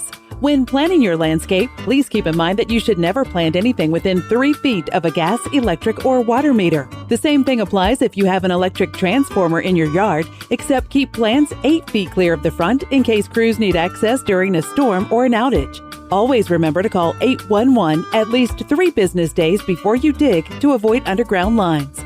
This important safety message is from your neighbors at Greenville Utilities. Is your car making strange noises or that check engine light still won't go away? At Bell's Fork Truck and Auto Service in Greenville, we take the stress out of car care, from quick oil changes to full service repairs and diesel truck service too. Our certified technicians deliver high quality work without the high dealership prices. No guesswork, no pressure. Just honest, dependable service to get you back on the road with confidence. Don't let a small issue turn into a costly repair. Stop by today or schedule your service now. Bell's Fork Truck and Auto Service, keeping Greenville moving. Michaels & Gateway Cosmetic and Family Dentistry has been Greenville's premier dental practice for over 40 years. I am Dr. Chris Gateway, and our mission at Michaels & Gateway is to provide exceptional dental care with compassion, integrity, and innovation, ensuring every patient leaves with a healthy, confident smile. Doctors Michaels & Gateway are committed to providing an outstanding patient experience with every visit. Not only do we offer all your dental needs under one roof, in most cases, we can take care of those needs on the same day. Bring your smile to us at Michaels & Gateway Cosmetic and Family Dentistry. Looking for friendly service and hometown convenience? Make it Country Mart in Pitt County. With 2 great locations already serving our community, Country Mart is your one-stop shop for fresh hot food, cold drinks, snacks, fuel, and everyday essentials, all with the fast, friendly service you can count on. And we're growing. A brand new location is coming soon on Highway 11 right across from Aiken Crifton High School. From breakfast biscuits to afternoon pick-me-ups and the best fuel prices in town, town, Country Mart keeps Pitt County moving. Country Mart, local, convenient, and always friendly. Dank Burrito on Red Banks Road is rolling the good, combining bold global flavors with chef-driven techniques to create flavor bombs you won't find anywhere else. From their classic jerk chicken to their legendary pork belly, they're serving up fresh tacos, bowls, and burritos that defy the ordinary. Order ahead at order.dankburrito.com or download the Dank Burrito app. Join Dank Burrito Rewards today to start stacking points and earning free food with every bite. Check them out at 108 Red Banks or drop into their flagship Dank Burrito in Morehead City while you're cruising the Crystal Coast. Dank Burrito, stay hungry, stay dank. Hey Pirate Nation, this is Parker Bird, and the best place to go for custom t-shirts, apparel, or promotional items is University Sportswear. University Sportswear was super easy to work with when I needed my custom shirts. From start to finish, University Sportswear provided superior customer service and a quality product that cannot be beat. If your business, organization, or event needs t-shirts or promotional help, then you need University Sportswear. Visit universitysportswearenc.com for contact information. Go Pirates.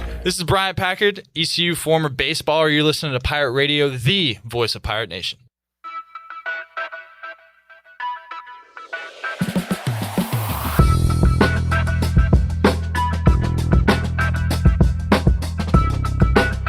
You're listening to Hour 2 of Pirate Radio Live. The Pirate Radio app is available now, powered by Carolina Caliber. Download the app today and have Pirate Radio at your fingertips. Now, back to the show. Welcome back. Be sure to check out David Price Construction for all of your commercial or custom residential renovation and building needs. Run by ECU alumni, David Price Construction specializes in commercial projects, maintenance on facilities, and large-scale residential renovations and additions. David Price Construction, the proud ECU home services partner.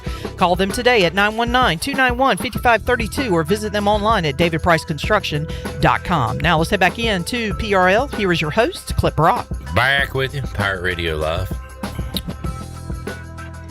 Coming up Wednesday, talk to Joe Giglio, media fella from the Triangle for years and years, about the Canes, Carolina coming up short. Recap tonight's NBA draft, maybe some World Cup, some college football, ACC, and more. And had a great guest yesterday. Really enjoyed my chat with Josh Moylan. Saw a couple weeks ago that he became the all-time home runs leader for the Hudson Valley Renegades, that's awesome to be the leader in something in a franchise's history, no matter what level or how new or old the franchise is. He is the home run leader, the home run king. And meant to talk about this with Mully, but things got kind of changed. Right before the show, Nadu said he wanted to go in hour 1 instead of hour 2. Shirley, one thing I love, my favorite show we do here is the Bud Light pregame tailgate. It's fun. We're always optimistic because we're going into a game we think we can win. Absolutely. We're watching football. You're doing scores from around the country. But like that week, I put together a 4-hour script. And I would say like 80% of the time, we map out 4 hours and it goes the way we want it to go, which is kind of incredible that it goes that way. Yeah, because, I mean, there's always so many different variables when you're dealing with having to reach out with media members out at the field. You have, cell reception issues, all sorts of different things that could go wrong.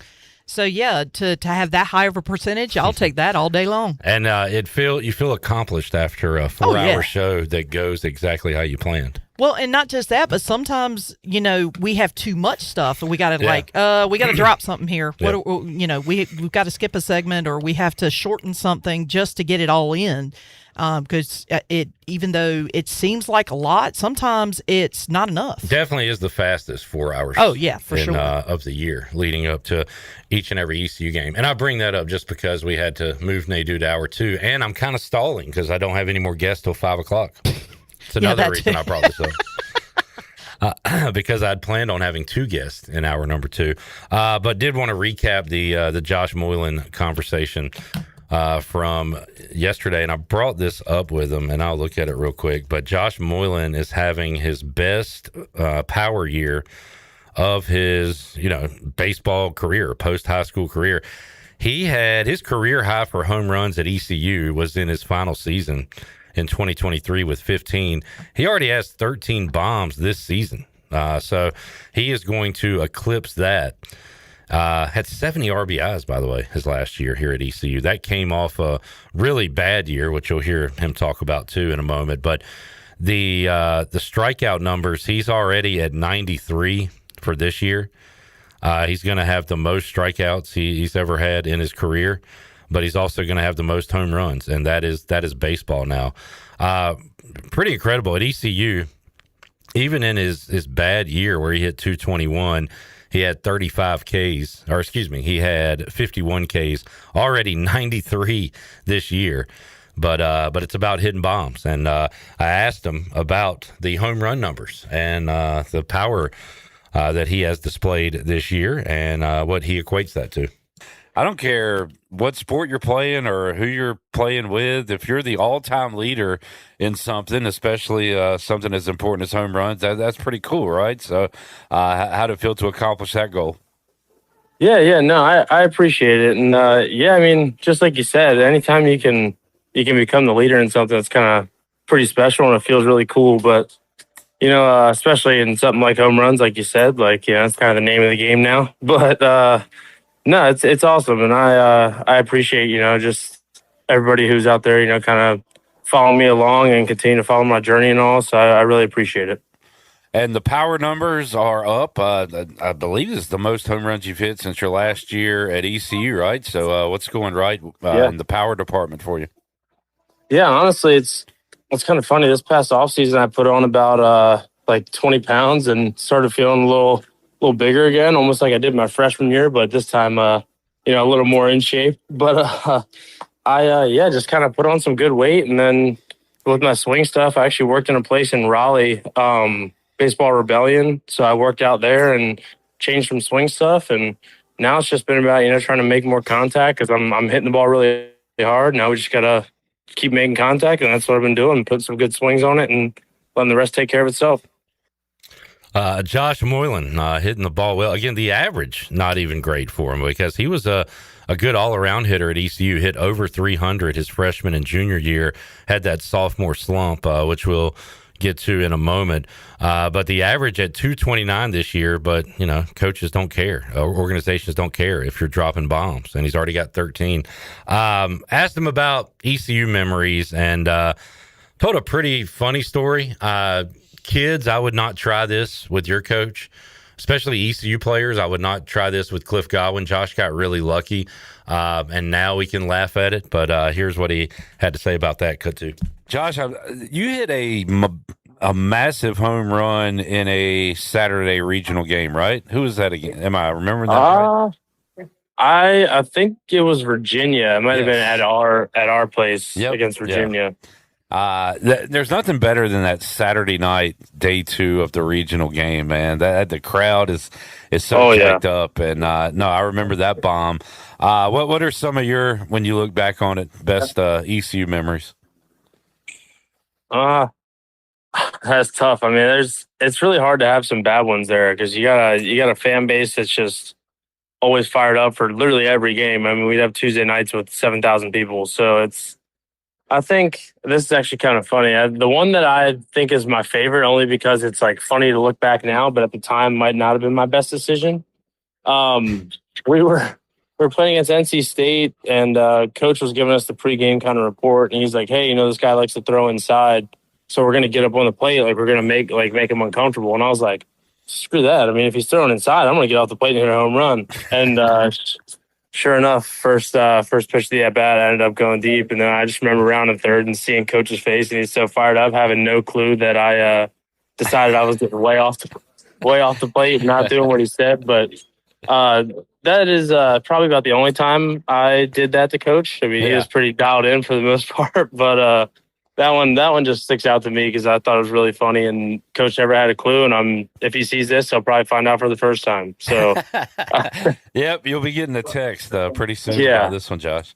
But there's so many good ones. It's tough to just pick them, but just big home runs and huge wins, I think are the best ones. Like when we won the conference tournament, that was so cool, and especially after falling short my first season there, being able to do it my sophomore year, I thought that was really special. But we had some great wins and just too many great memories. Josh Moylan there talking about a funny story, and now it's funny. At the time, boy, he got lucky that he dropped that bomb because that would not have been pretty had he struck out or gotten out, disobeying some orders there. But got kids, don't try that at home. And look, I love, we've talked about this with Carter Spivey, Connor Norby. Not everybody just comes in and has success right away and dominates. And Josh did have a good freshman year, but had the old sophomore slump and was slumping bad. And I asked him about that and coming out of it on the back end in a positive. Josh, I love your story, and there's been a lot of Pirates like you where they say sports is a microcosm of life, and you go through ups and downs, and had the great freshman year, a bit of a sophomore slump, and then came back strong your junior year. And we talked to you kind of during that time too. But what do you remember about that and you know, coming out of that, fighting out of that slump your second year here? Yeah, I mean, honestly, I'm kind of grateful it happened because it showed me, like, you know, up until then I'd never really failed in baseball. Like in high school was always great, and growing up, I mean, you don't even know you fail in Little League. So going through all that and then getting to college and having that kind of punch in the mouth where it's like, all right, you gotta like figure out how to navigate this. And yeah, I mean, I did exactly that. I found ways to kind of, you know, settle the way I am mentally during those kind of situations, and you're gonna have that happen all the time. I mean, guys go through slumps, but it only really turns into a slump if you let it. So I think for me that was huge, and now I see it applying all the time. Like I might have a bad week, and then I'm like, all right, well, instead of letting that derail a season, I just go back out and have a good week on the next one. So it's I think it was really important for me to have that my sophomore year, and it taught me, like, you know, sometimes you just got to stick through it. And I appreciate Coach for, you know, kind of giving me that leash there, because I feel like a lot of places they might have just sat me on the bench, but Coach gave me that time to kind of work it out. And, you know, I feel like I'm much better off because of it.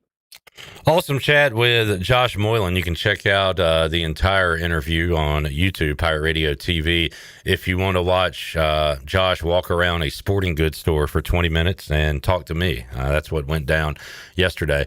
All right, we will take a break, come back. Our final segment of Hour 2 coming up. We got B-Dub, Bryce Williams. We got Justin Hardy, Pirate Radio Outdoors, and 2 Winter Tuesday, 2 tickets to the Bird Dogs and lunch for 2 at Chico's.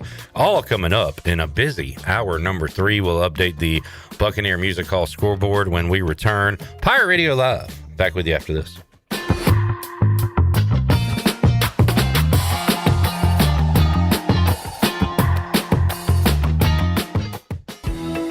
Nation, your dream home starts with Unshakable Builders. Now building in Sutherland Estates in Greenville and Dolostone Court in Wilson, with homes available now. And stay tuned, Cross Creek Townhomes in Greenville and Whitaker Glen and Farmville are coming soon. Browse available homes, explore floor plans, and see past projects today at unshakablebuilders.com. Have questions? Use live chat, fill out the contact form, or call the office at 814-9105. Unshakable Builders, build on a solid foundation. Rusty. It's time to shack things up at Burrito Shack. Whether you're craving bold burritos, tasty tacos, or crispy nachos, they got the flavor you're looking for. Made from scratch, chef-inspired, fresh Mex cuisine, served up with a side of laid-back beach vibes. Fast, fresh, and totally delicious, Burrito Shack is where flavor meets the coast. Located in the Lowe's Food Shopping Center in Winterville. Quick, crafted, coastal. Burrito Shack. The NU in New Blue stands for Next Up, and with their Next Up mentality, they are staying hungry to go the extra mile just for you, humbly learning through continuous training and a commitment to remain focused on working smart to deliver a new level of service excellence. Next Up means doing the small things right because your home deserves it. Whether it's plumbing, electrical, or HVAC issues, New Blue is next up and ready to help. Visit callnublue.com or call 252-228-5855. New Blue Service Group, redefining service excellence. Pirates. Go Pirates. When it comes to protecting your home, don't gamble with just any roofer. Trust the pros at the Boone Group Roofing. Locally owned by Toot Boone, they've been serving all of Eastern North Carolina with honest, high-quality roofing you can count on. They offer no money down, and every job is backed by a 5-year workmanship warranty because your roof should be done right the first time. Don't wait. Call today at 252-714-0021. For a roof that's built to last and service you can trust, the Boone Group Roofing is on top of their game. The Toot Boone Boogie. Close your eyes and picture this. Sizzling fajitas hitting the table, fresh seafood bursting with flavor, and a handcrafted margarita waiting in your hand. That's the experience waiting for you at La Tavara Mexican Kitchen and Seafood on 10th Street in Greenville. From brunch with friends to a quick lunch break, La Tavara brings the taste of the coast and the heart of Mexico together in every bite. So when you're hungry for something fresh and unforgettable, make it La Tavara Mexican Kitchen and Seafood, 10th Street in Greenville, or online at latavara.com. Did you know Greenville has its own semi-pro soccer team? Greenville United FC is bringing exciting, high-level soccer to Eastern North Carolina with local talent. Whether you're a lifelong soccer fan or just looking for a great night out, Greenville United has a seat waiting for you at John Paul II Stadium. For schedules, tickets, and more information, visit greenvilleutd.com. Greenville United FC. One region, one team, always united. Hello, friends. There are certain places where magic happens in golf. Augusta, St. Andrews, Pinehurst, and the Birdie Bar. Here, every drive feels 30 yards longer, and every friend suddenly becomes a swing coach after 2 or 3 beers. Step inside for world-class golf simulators, great drinks, and the kind of atmosphere that makes even a triple bogey feel memorable. The Birdie Bar in Greenville, where the only bad lie is the one that says, you don't have time for golf. This is Dr. Christopher McDowell from Orthopedics East and Sports Medicine Center. Our practice has been caring for athletes at ECU and the residents of Eastern North Carolina for more than 35 years. Whether it's time for your sports injury or it's time for that joint replacement, Orthopedics East provides the latest in operative and non-operative orthopedic care. We also offer on-site physical therapy and MRI services, as well as walk-in urgent care on the weekends from 10 a.m. to 2 p.m. For experience and professional care, call us at 757-BONE or visit us online at orthoeast.com. Go Pirates! This is Xavier Smith, and you're listening to Pirate Radio, the voice of Pirate Nation.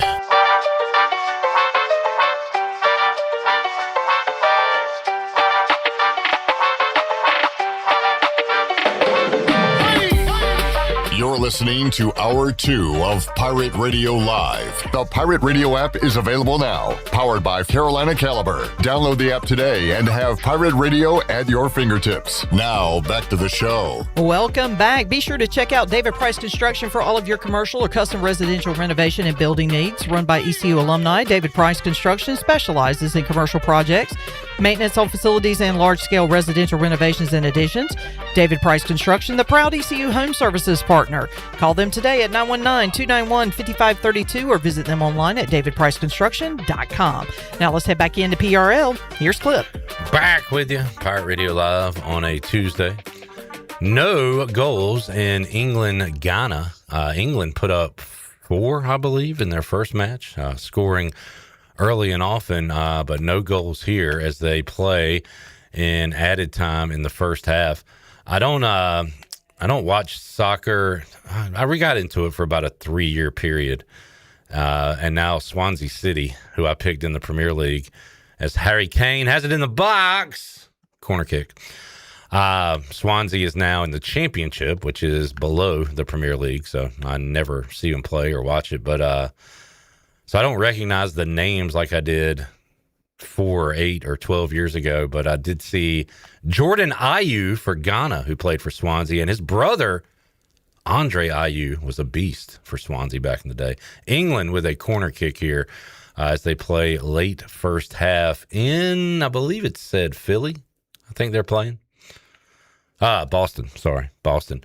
I mentioned this and because Shirley brought up the what do they call the Scotland people, the fans? The Tartan Army. The Tartan Army. They took over Boston, and no, they took over Boston. They drank it dry. There was no alcohol left. Former ECU women's soccer coach Gary Higgins is Scottish, and I used to love talking to Coach Higgins. He's now an enemy, and he's dead to us all because he went to NC State. But I did talk to him via text, and he had an awesome week. He and his dad saw a Hurricanes Stanley Cup game, a Scotland World Cup game, and a Red Sox Blue Jays all in a span of a few days. So he is living it up. But I congratulated him on the first Scotland win, and he said that he was having a blast. But Shirley, you said today they took their talents to South Beach, I guess. Yes, they and did. Took over. Yeah, about 8,000 deep with the Tartan Army took over a Miami Marlins game last night. So it was a lot of fun. They did a march down the streets of Little Havana, and they were just singing along. It just looked like one great big party. And as someone who is of Scottish and Irish descent, I was very, very proud. It was cool to see Norway at the Hurricanes game 5, and that Holland dude, who's awesome, was there as he's a giant caniac now. He was waving the towel and all fired up. So those things are cool about the World Cup and having it here.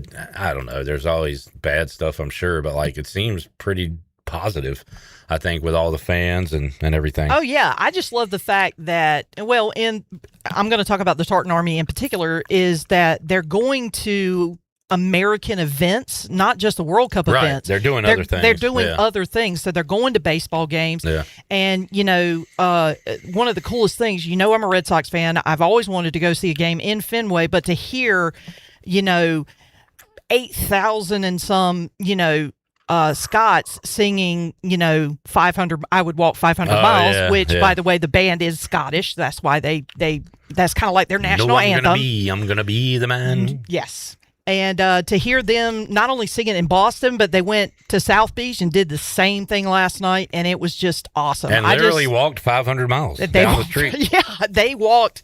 And, I'm just, they're pumping so much money into these venues and arenas, but it's not just the World Cup games. It's the games and the events that are surrounding it, and that's what makes it so cool. And look, it does say it a lot, but what gets me into an athletic event where maybe I don't have a team or something, but like the fans and the crowd into it, like the enthusiasm that they bring. WWE, like in the late 90s and everything was great because the crowds were just insane and the crowd pops and everything. But soccer fans are nuts. And you think about great games at Dowdy Ficklin Stadium. You think about the jungle being packed, but I still love more than anything a packed Minges Coliseum for a big game because it gets so loud and it's so much fun, and I miss that, and I really want to get that back and have that crazy atmosphere. But these World Cup games have been awesome as far as atmosphere goes. They're packing, some of the biggest stadiums we have. Oh, absolutely. And the funny thing is you remember back in the COVID times when we didn't have sports, what did we watch? We watched Korean baseball. You remember that? Yeah, KBL. The KBL, and their fans are just as rabid about baseball as some of the soccer fans you see. They are dressed up in all sorts of outfits. They're jumping up and down. They're dancing. They're screaming. They're chanting. It's just a magnificent time. You can't help but get drawn into that energy, and that's why I think the World Cup is so popular. Around the world is literally, it's not just the sport itself, it's the fans that just live and breathe every moment when their team is on the pitch. Man, seeing the Canes arena full when there wasn't a game made me think about, would I rather be at that or watch, I don't even know if it's a good would you rather, but the Washington football team, I think they were called, had a playoff game against Brady and the Bucks with no fans. They finally had a home playoff game and no fans were there because it was COVID year. Oh, okay. And it was just, it wasn't the same. It didn't feel like a playoff game. Right. We couldn't even celebrate. Remember when East Carolina beat Houston? Oh, in basketball. Yeah. And there was nobody there. I was like, they were top 10. They were top 5. And I was like, we can't even celebrate that because nobody was there. It showed how much fans matter and how important they are. And absolutely, I remember having the conversation several times with Jeff Charles and just saying, Jeff, do you ever think it'll be the same? And I think he didn't, as far as fans and stuff.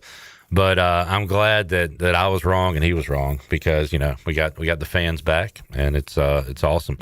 Jamie's asking what pitch I'm going to throw.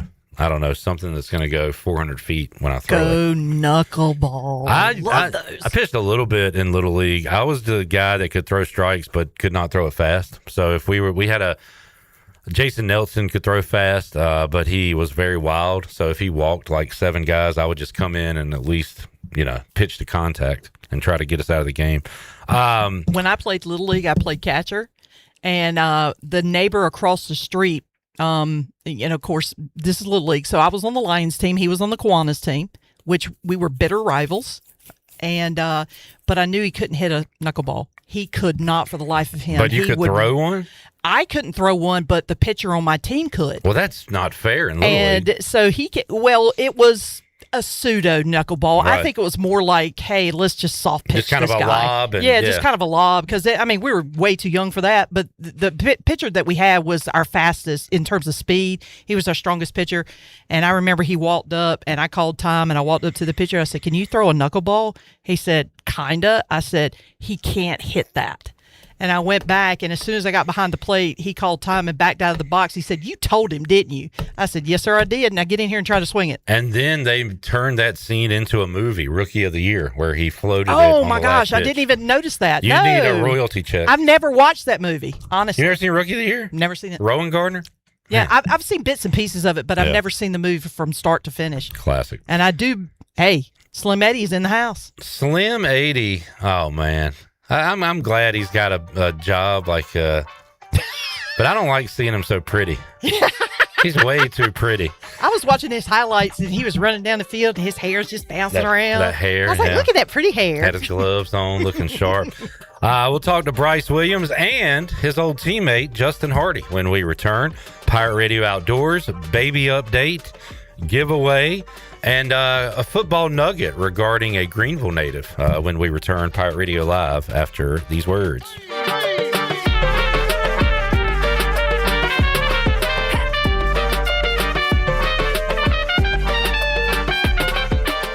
If you're looking for a delicious home-cooked country breakfast or lunch, look no further than CD's Grill. CD's Grill in Winterville has the best country cooking around. Start your day with CD's mouth-watering homemade cheese biscuits, eggs cooked to order, and pancakes so big and fluffy there's no way you leave hungry. Open Monday through Friday from 5:30 a.m. until 2 p.m. and Saturday from 5:30 to 11 a.m. CD's has lunch specials and an all-you-can-eat salad bar. Stop by, say hey to owner Jason Brown and the CD's crew. CD's Grill, 111 West Fire Tower Road in Winterville. CD's Grill, the best country cooking around.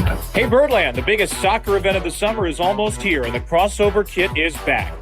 Hit the yard on Saturday, June 13th as the Orioles host the San Diego Padres at 4:05. Be one of 15,000 fans to receive an Orioles soccer jersey presented by Point Breeze Credit Union. Don't miss out on scoring this must-have soccer jersey or rooting on the red, white, and blue in your Baltimore Orioles all summer long. Get tickets at Orioles.com/tickets.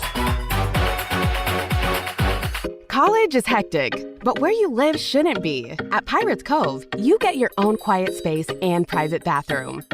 With 2 pools, a fitness center, EV chargers, the only student property with a new soccer mini pitch field, a business room for focus, and a quick ride to campus.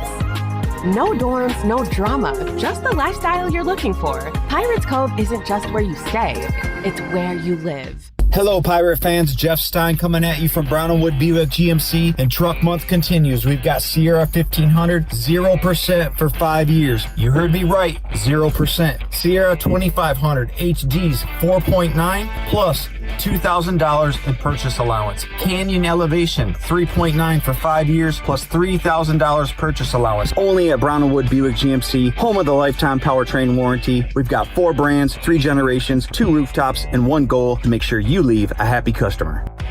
Overtime Tavern is the place to be for great food, cold drinks, and all your game day action with over 10 TVs. Swing in today and try a mouth-watering burger, glizzies, wings, or check out their daily specials featuring some of the best items on the menu. OT's has a weekly lineup of entertainment starting Tuesday with Singo, Wednesday is sports trivia with Clip Brock, and Thursday's local acoustic acts playing the tunes. OT's is located on Charles Boulevard across from the Sheets and is open daily from 11 a.m. to midnight. There's always time on the clock at Overtime Tavern.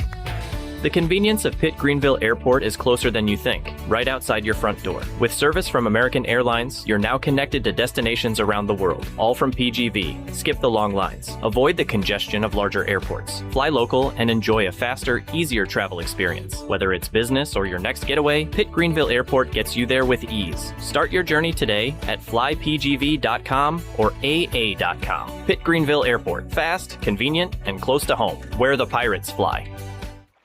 Hey Pirate Nation, Bryce Williams here, former ECU tight end and proud customer of Stroud's Marine. Boating season is finally here and there's no better place to get your boat ready for the water. From tune-ups to parts and accessories, the team at Stroud's Marine has you covered with expert service and hometown friendly care. So whether you're casting a line or cruising the coast, stop by Stroud's Marine today and let's get you boating right. Follow Stroud's Marine on Facebook and Instagram or visit stroudsmarine.com to learn more. See you on the water. Go Pirates! Do you ever talk to yourself about where to eat today, and then you hear Warren's hot dogs? Then you're thinking, yeah, 2 hot dogs, chips, and a drink for $7.50 would be awesome. Warren's hot dogs. And maybe some homemade lemonade, perhaps a pizza or a sub, and definitely an apple or peach turnover. Warren's hot dogs. Don't overthink where to eat today. Go to Warren's Hot Dogs in Greenville across from Ron Ayers or in Chocowinity next to the fire station. Warren's Hot Dogs, serving the Pirate Nation since 1991. Go Pirates! This is Pirate Radio, WGHB Farmville, W224EI Greenville, WDLX Washington, and W281CH Washington.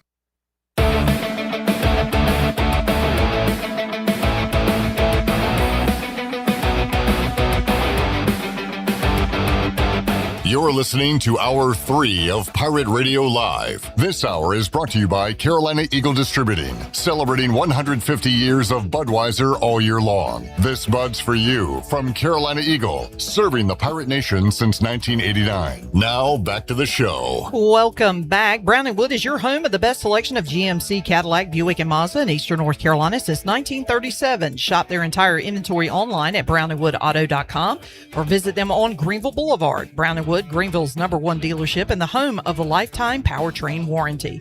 And good news, business travelers, PGV and American Airlines has added a new early morning flight available now. You can book today at AA.com and be on time for that connection in Charlotte. PGV, where the Pirates fly. Now let's head back in to PRL. Here is your host, Clip Brock. All righty, back with you. Pirate Radio Live on a Tuesday. We got Slim 80. Bryce Williams joining us. Bryce, how you doing, man? I'm doing wonderful. Say that again. I'm doing wonderful. Hope y'all are. You been working out? You are busting through that shirt. I try to work out. That bicep is absolutely busting through that shirt, man. Hey, I just try and stay tight. Not as fit as our guest on the Turner Home Team Live line, who has not had beef in 10 years. Did I get that right, Justin? Pork or beef. Pork or beef in 10 years, Bryce. What the heck, Jardy? Justin Hardy joining us. Dang. What'd you do that for? Oh, God. Hey, buddy. I mean, I just started learning different things, getting around different people, getting some knowledge from them, and just understanding the process of your body and how digestion works and everything like that. So, I just felt like it was going to be a little better eating can help me out. I got you. Hey, I understand that. It's working for him. Whatever. You dang right it is. Justin, 4 catches and a loss to Toronto. Did you go head to head with Deshaun Amos at all in that game? A couple times. I ended up going head to head with them. It ended up being a good game. They got the better hand of it, but it was definitely good to see him. Yeah, and I know he's having a great career up there in Canada. And once again, Tyler Snead had him on the show last week. Another big game for Snead as well. And I love looking at these box scores and seeing names. And I brought up with you Max Duggan last time, Justin, who, of course, played for a national championship a few years ago with TCU. He's on your team. But the opposing quarterback for Toronto, Chad Kelly, that was a famous name from, Ole Miss, I guess. And he is the nephew of Jim Kelly, I believe. But yes. I don't know, Justin. You're a player. You probably don't find this stuff cool. But, like, you probably see a guy on the other side and, hey, I remember that guy from college, or I remember watching him on TV. But you ever you run across those guys and chat them up at all? No, you definitely do. It brings back a lot of memories. Definitely seeing guys that you're familiar with. You're doing something right. They doing something right as well. I definitely get a chance to chop it up with those guys whenever I run into them. Justin Hardy joining us. Speaking of memories, so Kurt Benkert, and we've talked about this a million times on the show, but he brought it up himself. He talked about this weekend. I still have so much love for ECU. One of the biggest what ifs in my life is if I didn't tear my ACL right before the start of the season. Justin had moved on. Bryce, you were on that team, obviously. And that injury Benkert had, it was like the week of, or it was right there at the end of camp and practice getting ready for the season. And then you had to go Blake Kemp, James Summers. Of course, you're missing Carden, Hardy, Lincoln Riley. So we've talked about it, Bryce, a million times, but just the craziness of how you had a plan and then boom, it's taken away at the last second. Oh yeah, most definitely. That could have been a lot of what ifs of what our team would have been. Been nice to finish out a season like Hardy did, and then Shane with the record we had when they played. So it is what it is, but. Yeah. And Justin and Bryce, you don't see it these days now, like developing quarterbacks and having a quarterback ready to go. Credit to Ruff, Lincoln. They had their QB in waiting, right? And Justin, what do you remember about Benkert? Obviously didn't play with him much because Carden was on the field, but what do you remember about Benkert? And would he have been the next big guy at ECU? I definitely think so. Benkert had a knowledge for the game. He's a smart player. He was an athlete as well at the quarterback position. I feel like if he definitely got a chance to play at ECU after we had left, I feel like they was going to fall right into place like what we had left off. They was going to take it to another level, but it didn't happen that way. So we ended up having to move on and figure it out essentially. I ended up running back into him though in Atlanta, and he was still slinging it. So I feel like things happen for a reason. Yeah, you would say it always work out, and you just gotta look at it like that. He's very popular online with like gaming and stuff, and has made a name for himself in that regard. Bryce, roughly how many passes did you catch from Blake Kemp and James Summers that offseason?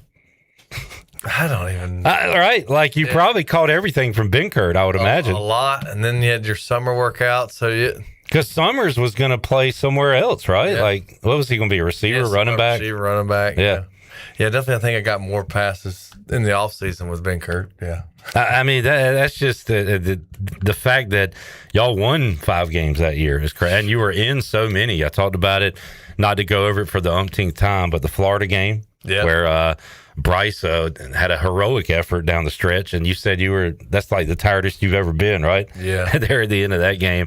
BYU was an insane game that year, and losing to Cincinnati on a field goal. Yeah, gotta love it. Sorry to talk about this. Let's talk about wins with Justin. I know. But Justin, what was that like for you to go out and then see the next year ECU go 5-7, and then fire Ruffin McNeil after that? I mean, what was it? Sadness, madness, disappointment? What was your feeling on that? I felt like he didn't get a fair shot at the situation at hand.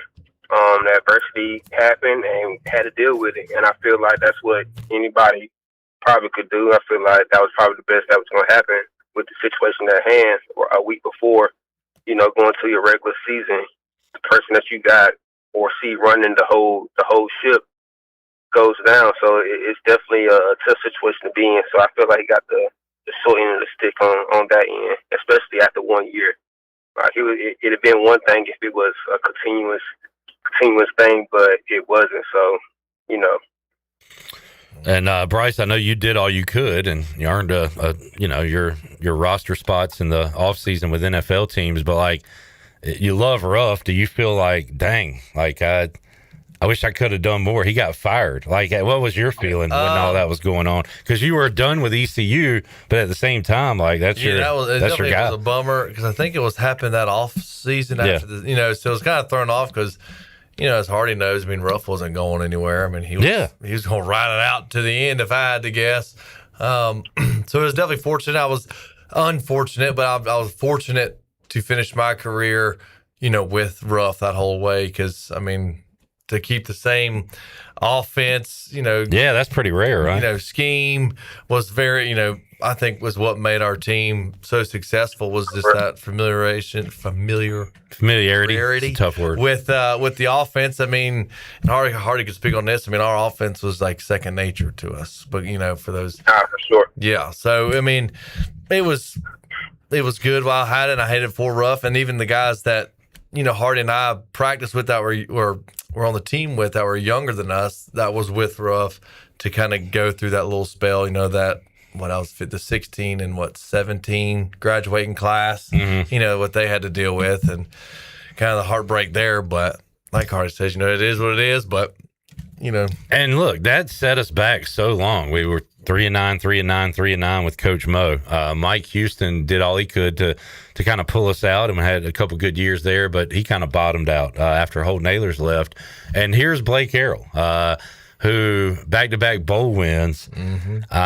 You feel good about the program. Like I finally feel like we're back on stable ground. Yeah. And Bryce, we talk about it. Justin, you came back to enter the ECU Hall of Fame.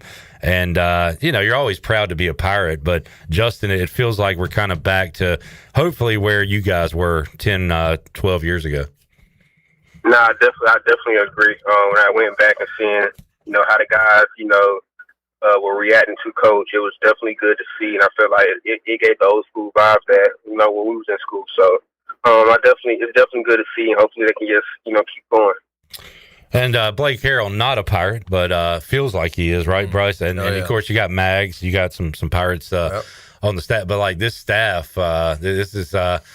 We didn't know when it was compiled and pieced together, and we got some new guys, of course, this year. But I just love the direction it's going. Yeah, for sure. And obviously with the changes that constantly happen with college football these days, you're not as sure of what the season's going to be. But obviously the mindset we all, typically all have is optimism with the Pirates, and hope for the best, and trust the recruiting and. What would be another term that's like trading and all that stuff? Portal stuff, that all our coaches are going to make the good decision, get good guys in, and, have another successful season. God, it would have been so sad to see Carden and Hardy both jump ship and go somewhere. Yeah. Have we asked Hardy that question? I think so. Justin's loyal. You said you would have stayed, right, Justin? I feel like I would have stayed. Until you saw that number they were offering you. I mean, still. Yeah.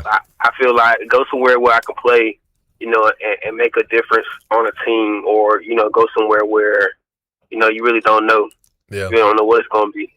I know. I feel like the loyalty to the situation. Now, coaches would have changed while I was in school. Exactly. Yeah. Probably different story. And I've asked Bryce about that because Lincoln left, and Bryce, if the portal was open, you probably would at least thought about it. Yeah. Because Cardi is gone, Carden and Hardy are not there. So, but yeah, Justin, we appreciate the loyalty for sure. All right, let's say Justin calls you, Bryce, and is like, "Man, we need a tight end, and I got a roster spot for you." How long? And look, it could take a week, it could take a year. I need you in tip-top game shape. How long would it take you, Bryce, to get ready? I mean, I think I could be ready to go in like 90 days. 90 days. 3 months. Which sounds like a long time, but that's not bad. Yeah, I was going to say, that's pretty damn good, Bryce. I was getting my cardio up. physically I feel pretty good, but the cardio would get me. Right. Yeah. You're going to look like that last drive of the Florida game on the first play in the CFL. Oh, my God. Yeah, I don't know. Justin, man, you are a machine, and part of that is your workout, your diet, and everything. But do you feel any different after a game than you did 10 years ago? I don't think so. I feel crazy. Now I'm a little bit more aware of what's going on and understanding, if I see a hit is coming, right? I know how to, go about getting tackled and kind of to protect myself in a sense. But back in the day, I was just playing and it really didn't matter. Yeah. But now it's a little bit different. Yeah. What more aware. As far as, of course, I see just in my normal recreational workout, have you found yourself changing like warm-up routine, take a little bit longer to warm up than what you did obviously 10 years ago? I make it my duty to warm up now versus back in the day. Yeah.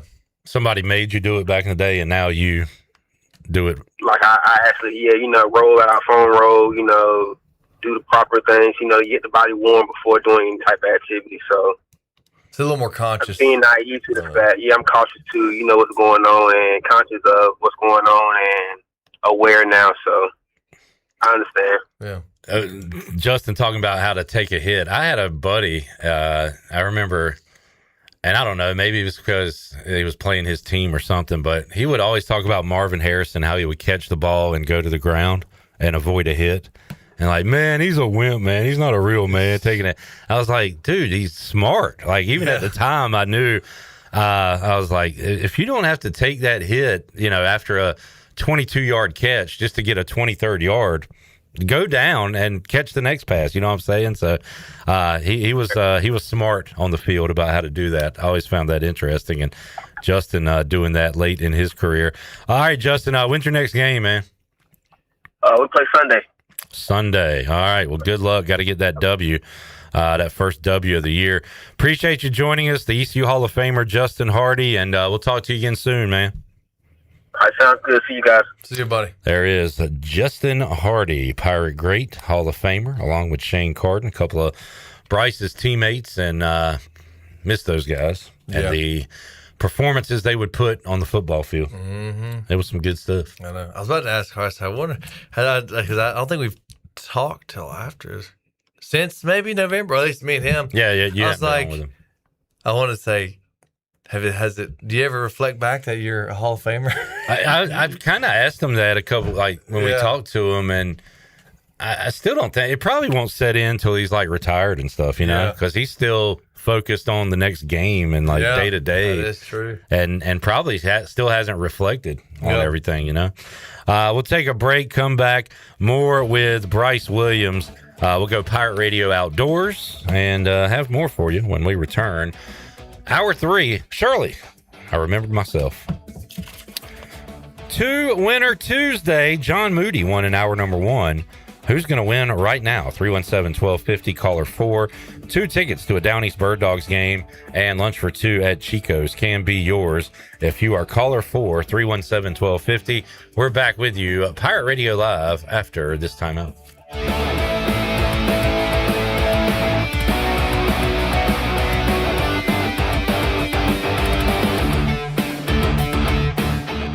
Planning a special event, whether it's a baby shower, bridal luncheon, birthday party, or even a tailgate at Clark LeClaire Stadium, Chicken Salad Chick has you covered. Their fan favorite mini croissant platters is just one of many options to choose from, perfect for any occasion. With a variety of chicken salad flavors, there's something for everyone to enjoy. Let us do the work while you enjoy the event. Delicious, fresh, and served with a smile. Chicken Salad Chick Catering. Make every event memorable. Visit chickensaladchick.com to place your catering order. Just remember, you pick it up and we'll have it ready to go. Chicken Salad Chick, where every event is a little bit tastier. Spring is a great time to plant flowers, trees, and bushes. When planning your landscape, please keep in mind that you should never plant anything within 3 feet of a gas, electric, or water meter. The same thing applies if you have an electric transformer in your yard, except keep plants 8 feet clear of the front in case crews need access during a storm or an outage. Always remember to call 811 at least 3 business days before you dig to avoid underground lines. This important safety message is from your neighbors at Greenville Utilities. Looking for the perfect bottle of wine or something a little more unique? Discover Simply Divine Oil and Wine in Arlington Village. With a huge selection of hand-picked wines and gourmet olive oils, there's something for every taste. Not sure what to choose? Kimberly and her expert team are always ready to guide you, answer your questions, and help you find your new favorite. Join the fun with wine tastings twice a month or test your knowledge at trivia every Thursday. Follow Simply Divine Oil and Wine on Facebook and Instagram to stay in the know. Simply Divine Oil and Wine. Elevate your pour. I'm Sam Jones, and for more than 3 generations, my folks have kept the fires burning for Eastern North Carolina Whole Hog Barbecue. At Sam Jones, you'll find our smokehouse pumping out wood-fired meats cooked fresh every single day. There are no freezers at our place. Everything, and we mean everything, is made fresh daily, including our sides, sweets, and sauces. Stop in and see us, and I bet you'll be able to taste our passion in just one bite. At Sam Jones Barbecue, you'll find plenty of smoke, but no mirrors. Against sports. Buy, sell, trade. Great deals never felt so good. So good, so good, so good. I saved a bunch of cash. Buy, sell, trade. Using my gear like I never knew I could. Play It Again Sports. Buying and selling new and used sporting and fitness equipment for over 27 years right here in Greenville. Located on Greenville Boulevard across from the Nissan dealership. Need to sell your house fast without fixing or even cleaning it? Call the Turner Home Team. Hey, this is proud ECU alumni Justin Turner with the Turner Home Team. We buy houses as is in any condition for cash, and we can close in just days. As a real estate investor and licensed agent, my team and I can give you options when you need to sell. Sell fast or sell for top dollar. You choose what's best. Call Turner Home Team or visit theturnerhometeam.com. They'll make a no-obligation cash offer for your home today. Turner Home Team. Pirates supporting pirates. Are you tired of dealing with IT headaches? Does this sound familiar? Phones, Wi-Fi, or email always acting up? Are you afraid of phishing scams, data breaches, or ransomware attacks? Every minute your systems are down, you're losing money. If you're nodding your head, it's time to call cybersharks.net. We handle IT so you can focus on growing your business. Fast, reliable, and always there when you need us. Call 321-7800 today and get IT support that actually works. Cybersharks.net. We keep your business swimming. If you're hungry for a great steak with honest-to-goodness flavor, head over to Larry's Steakhouse, open Monday through Saturday at 11 a.m. Serving up hand-cut, aged ribeyes, tender grilled salmon, bold grilled shrimp, and juicy grilled pork chops, all right off the flame. Pile your plate high with a 25-item salad bar. Try one of our hearty daily lunch specials. Larry's Steakhouse, good food, good folks, and a good time. Located at 2800 East 10th Street across from the old Highway Patrol Station. Call 751-6510 for takeout and reservations. Larry's Steakhouse. What's up? This is Bryson Worrell, and you're listening to Pirate Radio, the voice of the Pirate Nation.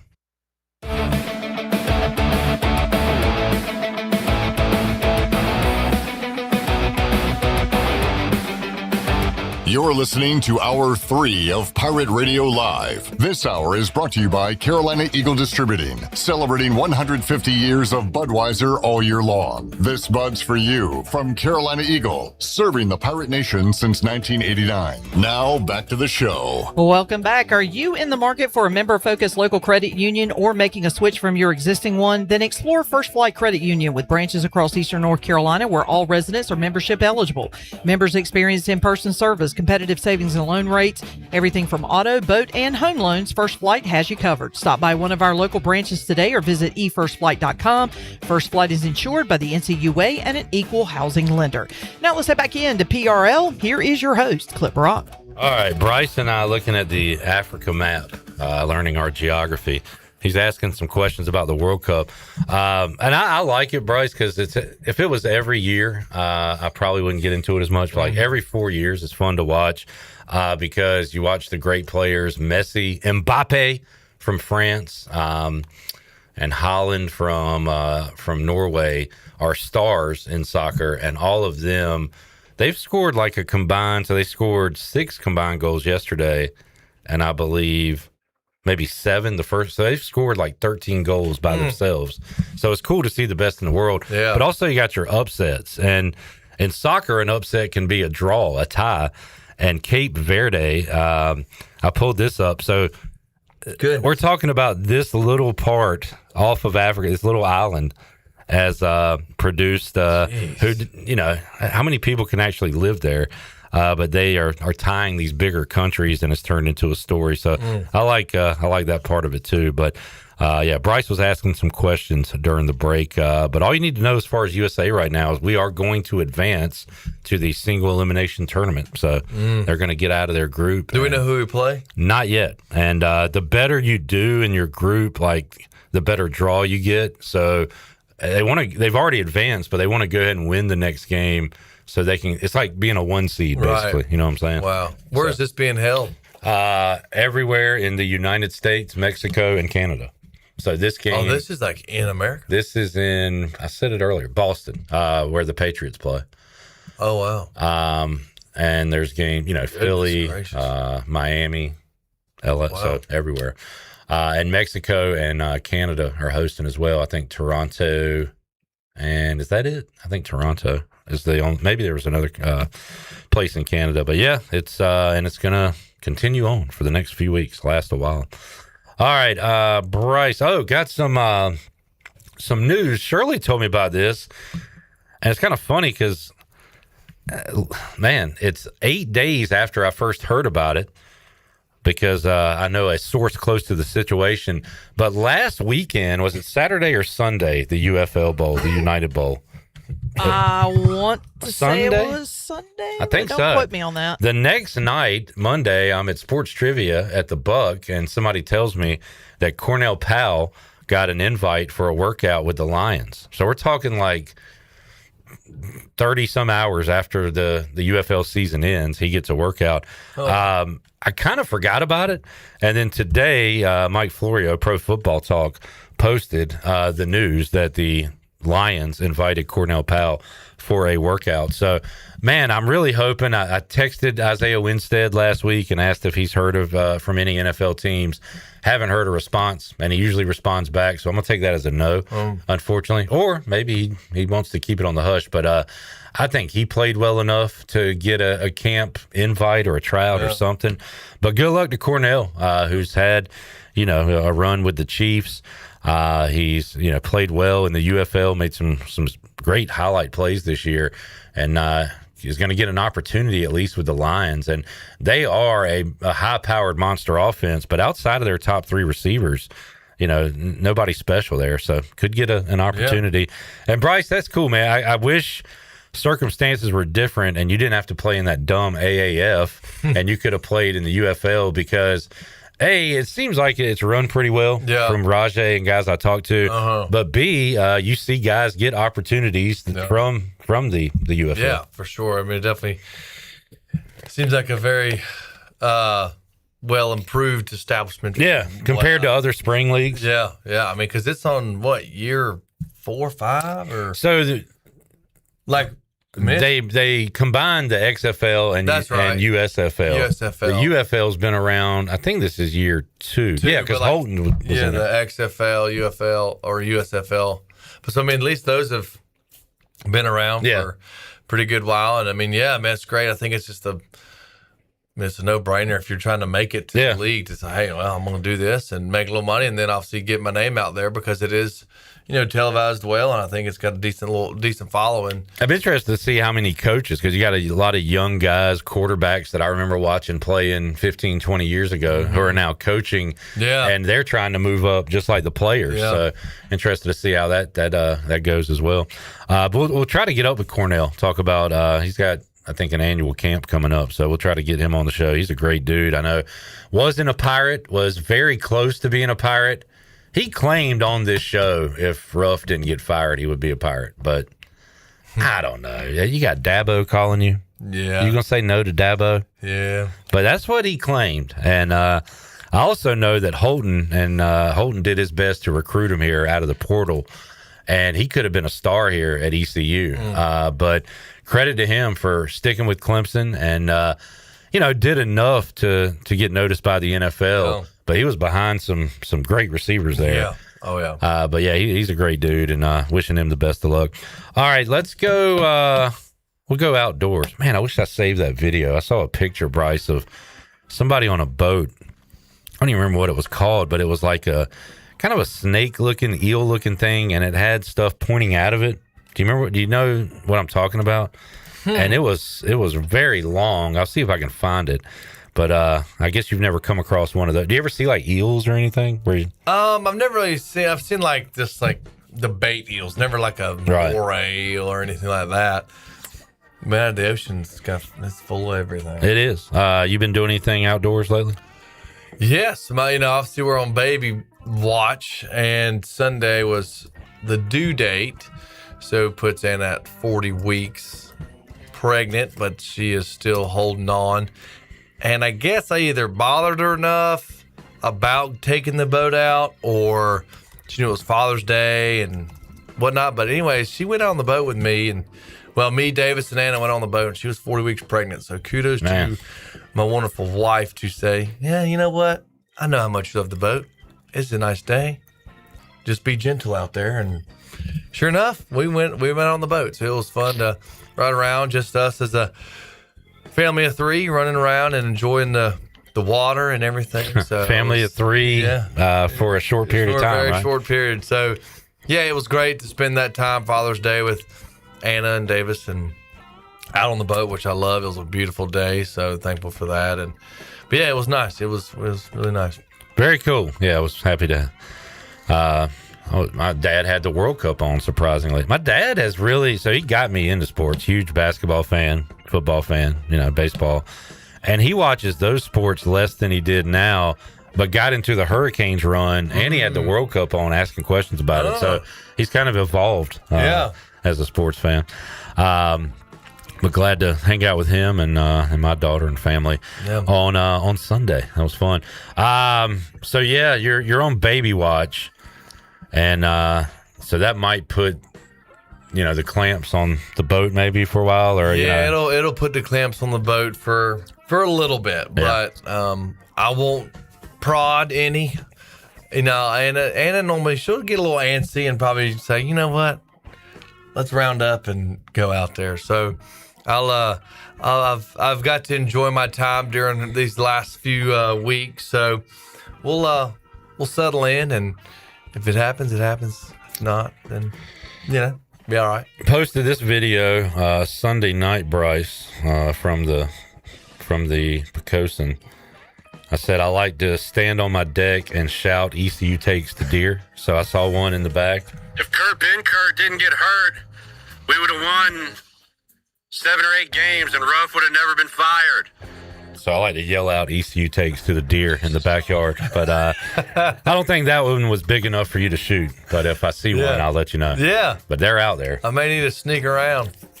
What is we're out of season with that, I guess, right? Man, I think we're just, from what I understand, besides like you're considered like varmints or something. But as far as your normal tagged animals, from my understanding, we are just in a lull right now, so it's just fishing.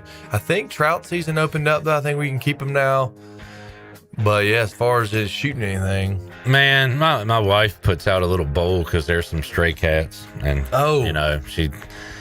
she feeds them. And I looked on the deck the other night because I looked, but now before I go out and smoke, but there was a raccoon who had a possum cornered on the deck. It was a damn nature show by the food bowl.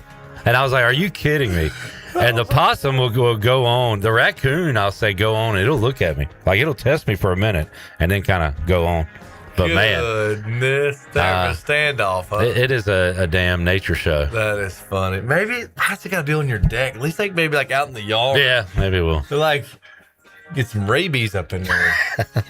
Don't want to do that. Yeah. All right. There's an odd edition of Pirate Radio Outdoors, but Stroud's Marine. It is. We are in the middle of boating season, so right now you probably need something on your boat. You're saying, where can I get it?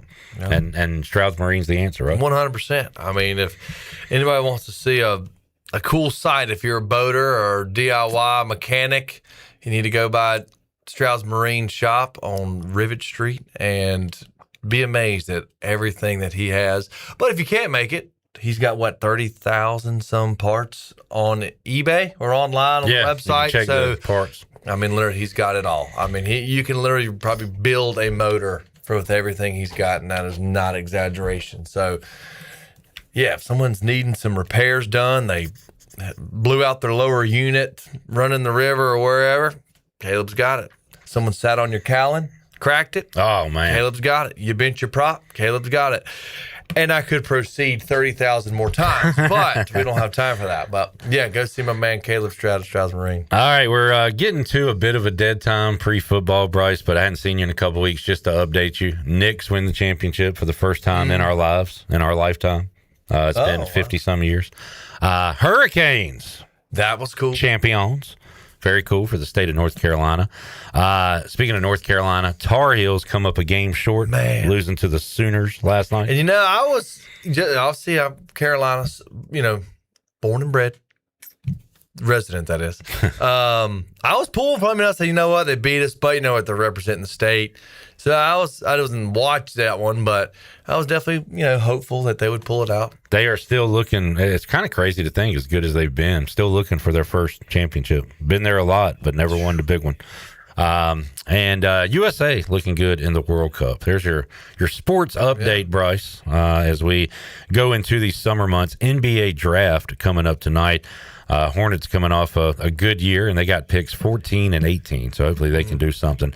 But I'm gonna check that out, because this is the first time since the 90s that I'm gonna know players' names, because as bad as college sports is, I feel like it has kept guys in school with the NIL and stuff. So it was a great college basketball season last year, and I'll recognize some of the names tonight. All right, Slim, we'll let you run. What's for dinner? Thank y'all for having me. I think we're cooking some chicken. Nice. All right. Justin Hardy can have that. Yeah. Just no pork or beef. I could have expounded on that if we had more time. I was very Oh, it shocked me. I asked him when I found that out. I was like, so let's say you retire and I lay a fat steak in front of you. You're going to eat it, right? And he was like, probably not. Dang. That's crazy.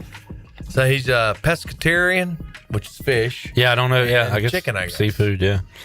That's the one thing keeping Bryce from joining the CFL. The diet. Man, can't do that. Yeah. All right, Slim. Appreciate you. Thank y'all. We'll take a break, come back, and have more for you. Hour 3 of Pirate Radio Live after this.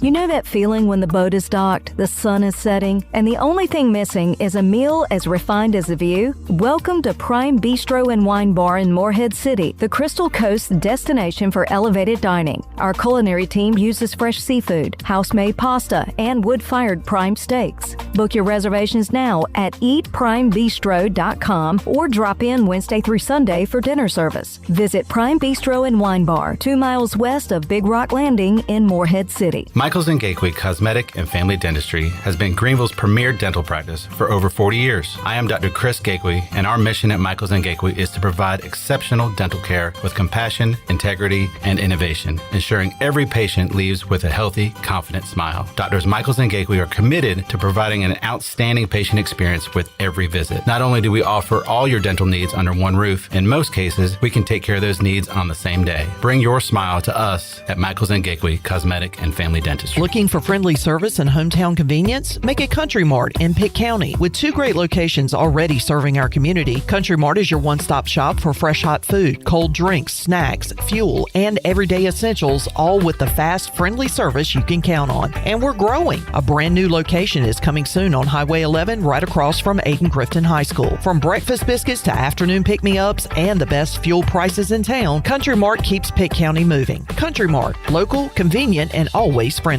Ready to take the road less traveled? This June, get behind the wheel of one of the select new 2026 Subaru Forester models at Capital Subaru of Greenville. Get there now, because they have as low as 1.9% APR available for 36 months with approved credit. That's all happening right now at Capital Subaru of Greenville, off Memorial Drive, or online at capitalofgreenville.com. Capital Subaru of Greenville, a proud official partner of the ECU Pirates. Price does not include licensing costs or registration fees. See dealer for details. Offer expires June 30th, 2026. Hey, Pirate Nation. Russell's is back open with a whole new look just in time for Father's Day. Hi, it's Rhonda with Russell's in downtown Washington, letting you know we are ready to put a smile on Dad's face. Russell's has a great selection of quality clothing and accessories to fit any budget and assures Dad to look and feel good. Can't make a decision? No problem. Gift certificates are available in any amount. Make it easy and shop Russell's for great selection, personal service, and free signature gift wrap, where it's all about you, our pirate friends and customers at Russell's in downtown Washington. This July 4th, celebrate America's 250th in the original Washington, where history comes to life. Festivities begin Friday, July 3rd at 4:30 p.m. with the grand opening of the city's brand new History Museum. On Saturday, kick off the day with the Founding Fathers 5K at 8 a.m., explore history exhibits, and enjoy free trolley rides from 10 to 2, and live music from 7 to 9 p.m. Then look to the skies for a spectacular fireworks show at 9:15 p.m. Come walk through 250 years of history, celebration, and community, right here in the original Washington. Learn more at visitwashingtonnc.com. Before anyone walks into your business, the outside is what they see. Make sure your first impression is a good impression with the right curb appeal. Hi, this is Daniel Andrews from Dan Andrews Lawn Service. We specialize in making your business look great. Let us handle all your professional landscaping needs. We do it all so you don't ever have to worry. Residential services are also available. Call us today at 717-8006 and we'll come out and give you a free quote. Taking care of your landscaping needs is all we do, and we've been doing it for over 20 years. You can trust our reliable team at Dan Andrews Lawn Service, covering all of Eastern North Carolina. It's bow time. Sometimes the craving for Bojangles Supremes is so strong you've just gotta have them, even when your gas tank is on empty and Bojangles is still 10 miles away. Nothing beats the flavor of Bojangles juicy golden Supremes, especially when they're part of a perfect combo with 4 boldly seasoned chicken Supremes, a made-from-scratch biscuit, fixin', and some legendary iced tea. The only thing that can satisfy your hunger is that delicious southern flavor. So when the craving is supreme, order ahead on our app and put the pedal to the metal. It's bow time. This is Ryan Jones, and you listen to Pirate Radio, the voice of the Pirate Nation.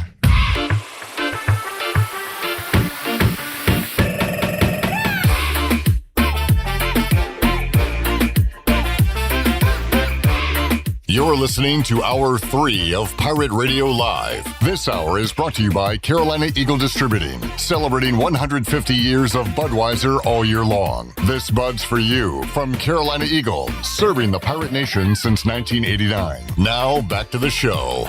Welcome back. Your dream home starts with an unshakable foundation. At Unshakable Builders, they don't just build houses, they build trust. From blueprint to keys, their expert team is with you every step of the way.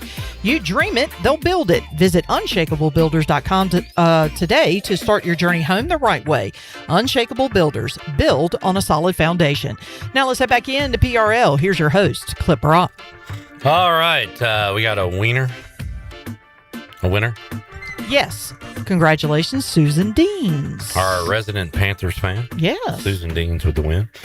Gonna enjoy some Chicos and some Bird Dogs. I need to get to a Bird Dogs game at some point this summer. England and Ghana. England had a score fest, and I took the under in game 1, and it did not work out for me. No goals in this game in the 77th minute. Somebody's going to score in bonus time. Seems like there's just a ton of goals after the 90-minute mark in a lot of these games. So somebody's going to score here. We'll see who it is, but England looking to win and advance to the knockout stage, which USA is in, and they'll play their final group play match coming up on Thursday, and then we'll move on to the single elimination tournament, which this year will be 32 teams rather than 16. Ghana with a breakaway here, and that should be a penalty. They don't score the goal. Let's see what they call here. We might have a penalty kick. We'll see. But, man, Ghana had a chance to score here. And then afterwards, and now they're watching in Studio B, Shirley, it looked like after the push, Ghana had a chance to score, and the guy kicked it into his own teammate. Yes. Who was in front of him. Well, first of all, that was an egregious foul. He was not even going for the ball. He hit him first before he hit the ball. Like, he wasn't even attempting to go after the ball. Actually, it was an England player who almost kicked it in, but it hit a Ghana player. Yeah, see how he hit him first? That's got to be that is a foul of epic proportions. They didn't call it. Oh. Am I reading? Was there another call? Was it offsides or something? Because that certainly was so egregious. Shouldn't have been a penalty unless they called something before that. I don't know. Again, I'm still learning as I go a little bit. Jamie said, can Bryce dunk a basketball? Yeah, we've talked about that before. In fact, he sent me a video of him dunking a basketball. So, yes. Now, can he still do it? We'll have to ask him. I bet he can dunk this baseball, but a basketball, I don't know. We'll ask him next time. Susan said, can't believe I finally won something. So you win all the time. You win like every December. Congratulations on your win.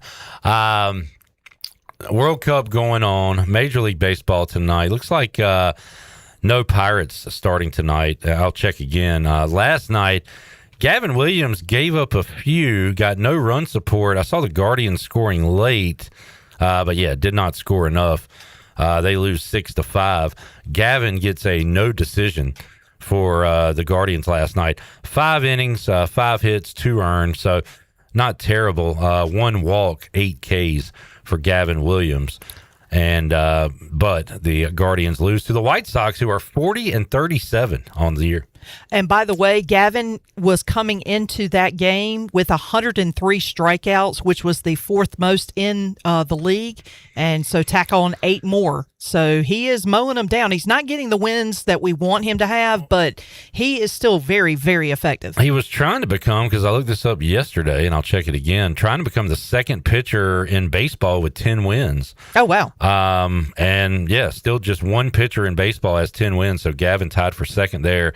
And, yeah, he's had some opportunities, plenty of them, to get to double-digit wins, but he is still somewhat on pace, I would say, with the strikeouts and the wins to be an all-star this year. Needs to have another good start or two. When is the all-star games?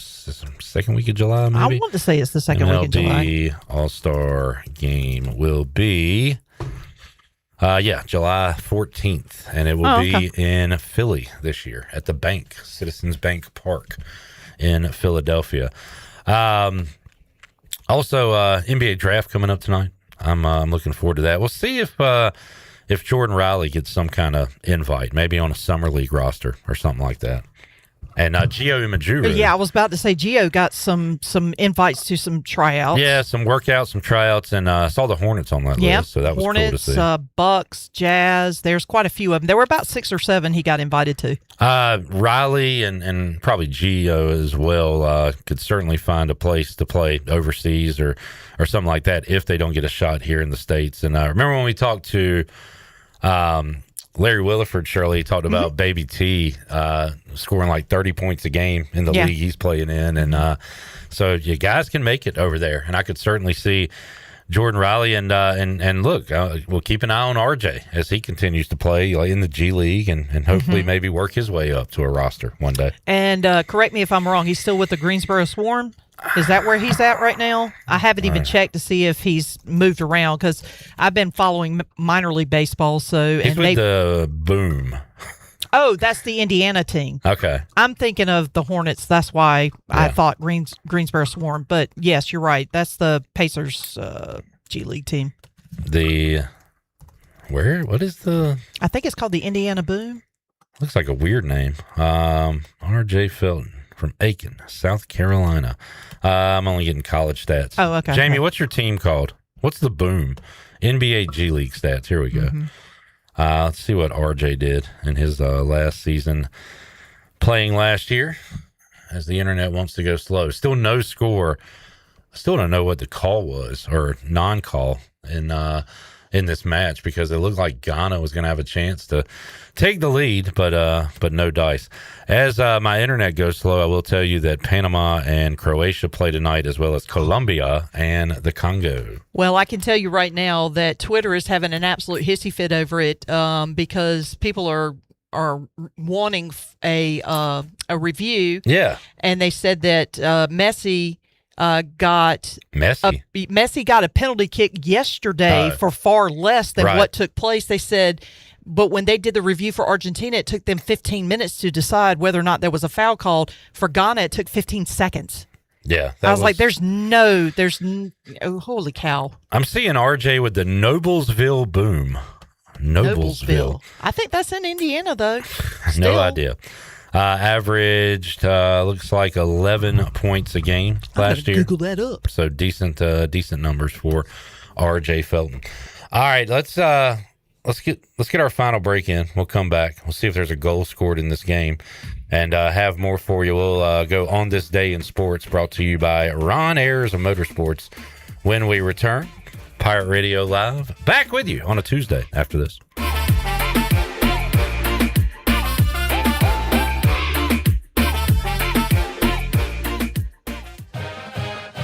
Hey Pirate fans, did you know there are thousands of special needs children and adults right here in our community that loves ECU athletics as much as you do? Robbie's Clubhouse is a local nonprofit organization that can turn your unused ECU tickets into a fun day for a family with special needs. If you can't make it to the next Pirate game, simply call 1-800-DIAL-ECU and donate and designate your tickets for Robbie's Clubhouse. Go Pirates! Saturdays are your day to kick back, relax, and have fun. That's why Altavola Market Cafe is the perfect place to go for dinner, drinks, and takeout. Altavola is open every Saturday at 4 p.m. on the bar side, serving a special selection of menu favorites of appetizers, pastas, and specialty pizzas. Whether it's dine-in, takeout, or drinks with friends, Altavola is the best choice every Saturday starting at 4 o'clock. Visit AltavolaMarket.com to see what's new, and visit Altavola on Red Banks Road every Saturday starting at 4. Pirates supporting pirates. Hey Pirate Nation, Frank Etheridge here with First Flight Credit Union. Does this warm weather find you dreaming about weekends on the water? Make it happen with a boat loan from First Flight Credit Union. Whether you're upgrading your fishing boat, cruising with your family, or chasing sunsets, we offer competitive rates, flexible terms, and fast and local decisions, so you can spend less time waiting and more time boating. Apply today at one of our branches located in Greenville, New Bern, Havelock, Morehead City, and Cary. All local residents are membership eligible. First Flight is insured by the NCUA and an equal housing lender. Go Pirates.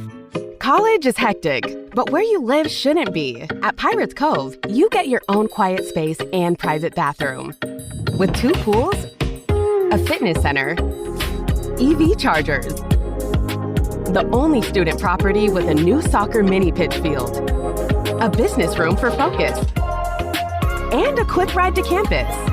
No dorms, no drama, just the lifestyle you're looking for. Pirates Cove isn't just where you stay, it's where you live. At Tiebreakers, we pride ourselves on serving big, juicy wings. I'm talking big and juicy. Our chickens are the same ones that kick sand in the other chickens' faces. If our chickens played football, they'd be linebackers. The competition's chickens, they'd be skinny little kickers. Trade those kickers in for linebackers. Join us today for big, juicy wings. All season long at Tiebreakers. Tiebreakers, with 2 locations in Greenville and on Railroad Street in Winterville. This is Dr. Dixon from Orthopedics East and Sports Medicine Center. Our practice has been caring for the athletes at ECU and the residents of Eastern North Carolina for more than 35 years. Whether it's treatment for your sports injury or it's time for that joint replacement, Orthopedics East provides the latest in operative and non-operative orthopedic care. We also offer on-site physical therapy and MRI services, as well as walk-in urgent care on the weekends from 10 a.m. to 2 p.m. For experienced and professional care, call us at 757-BONE or visit us online at orthoeast.com. Go Pirates! Michelob Ultra is brewed here. So was the feeling when we rallied together behind one team. From the pitch to the pool, Superior is brewed here. Michelob Ultra, proud sponsor of the U.S. men's national soccer team. Enjoy responsibly. Copyright 2026, Anheuser-Busch Michelob Ultra Light Beer, St. Louis, Missouri. The Buccaneer Music Hall is your beacon of music in the land of the Pirates in the NC. Open at noon 7 days a week with live music. Come enjoy sports trivia with me, Clip Rock, every Monday. Tuesday and Wednesday, it's live local acoustic night, along with line dancing from 7 to 9 on Wednesday. Thursday, there's a brand new lineup with Singo starting at 8, followed by karaoke with DJ Dog. Ladies and free both Friday and Saturday nights with the best local bands in the area. Finish the weekend with free games and DJ Kids Scene. Y'all come get bucked up. This is Jennings Hall, former ECU volleyball player, and you're listening to Pirate Radio, the voice of the Pirate Nation.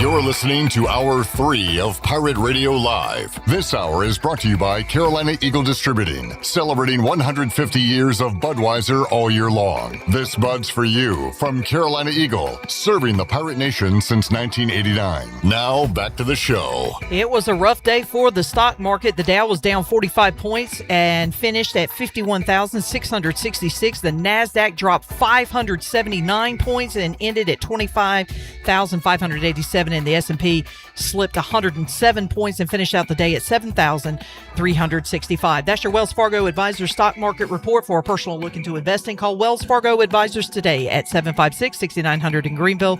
Wells Fargo Advisors, LLC, member SIPC. Now let's head back into the show. Here's Clip. Back with you, Pirate Radio Live. Still no score.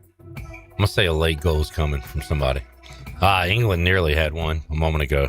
Crossbar. And a great save by the Ghana goalie, too. All right, on this day in sports, presented by Ron Ayers Motorsports, Avery, on this day in 2016, so we're going back 10 years, this very frustrating, especially on offensive, player was drafted first in the NBA draft. Just 2016. Was it Andrew Wiggins? Nah, that was around that time. This guy was picked by the Sixers. Oh, Embiid? I don't know. Ben Simmons. Oh, yeah. Very frustrating. On this day in 2011, this point guard was picked first overall out of Duke. Kyrie Irving. Duke has the most number one overall draft picks out of any college. Oh, wow. Jamie, I didn't know this. On this day in 2011, this guy was picked 15th overall by the Pacers and was traded to the Spurs and ended up winning NBA Finals MVP with them, I believe. And an NBA Finals MVP with another team. Kawhi Leonard is correct. Did not know he was a Pacer. Did not either. But a lot of these guys get drafted, put on the hat, which I don't know if they still do that. Even though they know they're about to get traded, they'll put on the hat. Oh, it's happened with the Hornets a lot. Kobe. Shea. That's crazy. On this day in 2008, King Felix Hernandez. Man, I miss pitchers hitting. He had a grand slam on this day in 2008. That was when I was born. Well, how about before you were born? The Spurs beat the Pistons in the NBA Finals on this day in 2005. This guy won his third NBA Finals MVP. Timmy D. Timmy. I heard Shirley say this on a sports break. On this day in 2003, Barry Bonds became the first player in MLB history to have 500 dingers and stolen bases. Which is a record that still stands today, has not been broken. Come on, England, put one in. I'll get a corner kick here.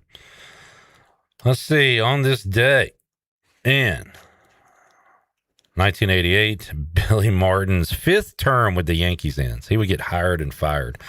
All right, here we go, Avery. On this day in 1988, I know, way before you were here, but the Charlotte Hornets and this team began their NBA expansion draft. What team entered the league with the Hornets? They are in the Eastern Conference.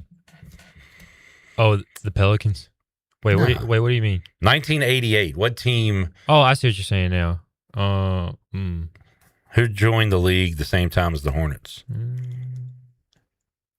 The Nets? The Miami Heat. Okay. Miami Heat. And then later, the Magic joined. All right, that is On This Day in Sports, presented by Ron Ayers Motorsports. Here's the corner from England, and it's knocked out by the keeper. Looks like we're going to have about 2 minutes left in this match. No score as of yet on our Buccaneer Music Hall scoreboard, presented by Da Buck. Stories from today, we talked about earlier. No supplemental draft. So Brendan Sorsby, who's been the most talked about quarterback this offseason, will not play in the NFL in 2026. And talking earlier, the Chan man, we were talking about, he's not able to do anything, right? I mean, can he go to the CFL or something? I want to say yes, because I thought I read earlier today he can't go into the NFL, but he can play in another league in 2026. It just will not be in the NFL. And I mean, can he go back to college? I don't even know. I hope not. Well, for one, I mean, any team that's going to take him, there's going to be that stigma of his gambling addiction. All so right. you have to worry about that. Would you want him at ECU? No. No. He broke every rule. What do you mean? I mean, well, I guess there are no rules anymore, but like, you can't bet on games if you're. I get that. So you're a big rule follower. Well, I mean, that's a good trade to have. I guess. Yeah. Not really, but I guess. I mean, well, you're taking a big stand because I would take him. Well, my problem is that, I'm always a person that believes in, every decision that you make comes with consequences. Yeah. So you have good consequences and there's bad consequences. So in this case, I don't know. I just feel like he'd be too much of a liability. I'm just a hypocrite. I say all these coaches and players should, if you did something wrong, pay the consequences, like you said. And then on the same breath, I'm like, I want him here at ECU. I'm just as bad as they are. Well, yeah. I mean, at this point, there's nothing wrong with, talking about it. But if it came down to actually signing on the dotted line, I'd pass. All right. Well, we got our guy or guys. We'll see which one it will be this fall. Shirley Rhodes, thank you. Good to have you back from a week off last week. And intern Dave, great job. Great, smooth show today. Yep. Well done. Thank you. Wednesday, we'll have our regulars with Ken Watlington, Donnell Coley, also Joe Giglio from the Triangle will join us to talk sports, and Mark Brown, CamdenChat.com, and we'll probably add a guest or two along the way as well.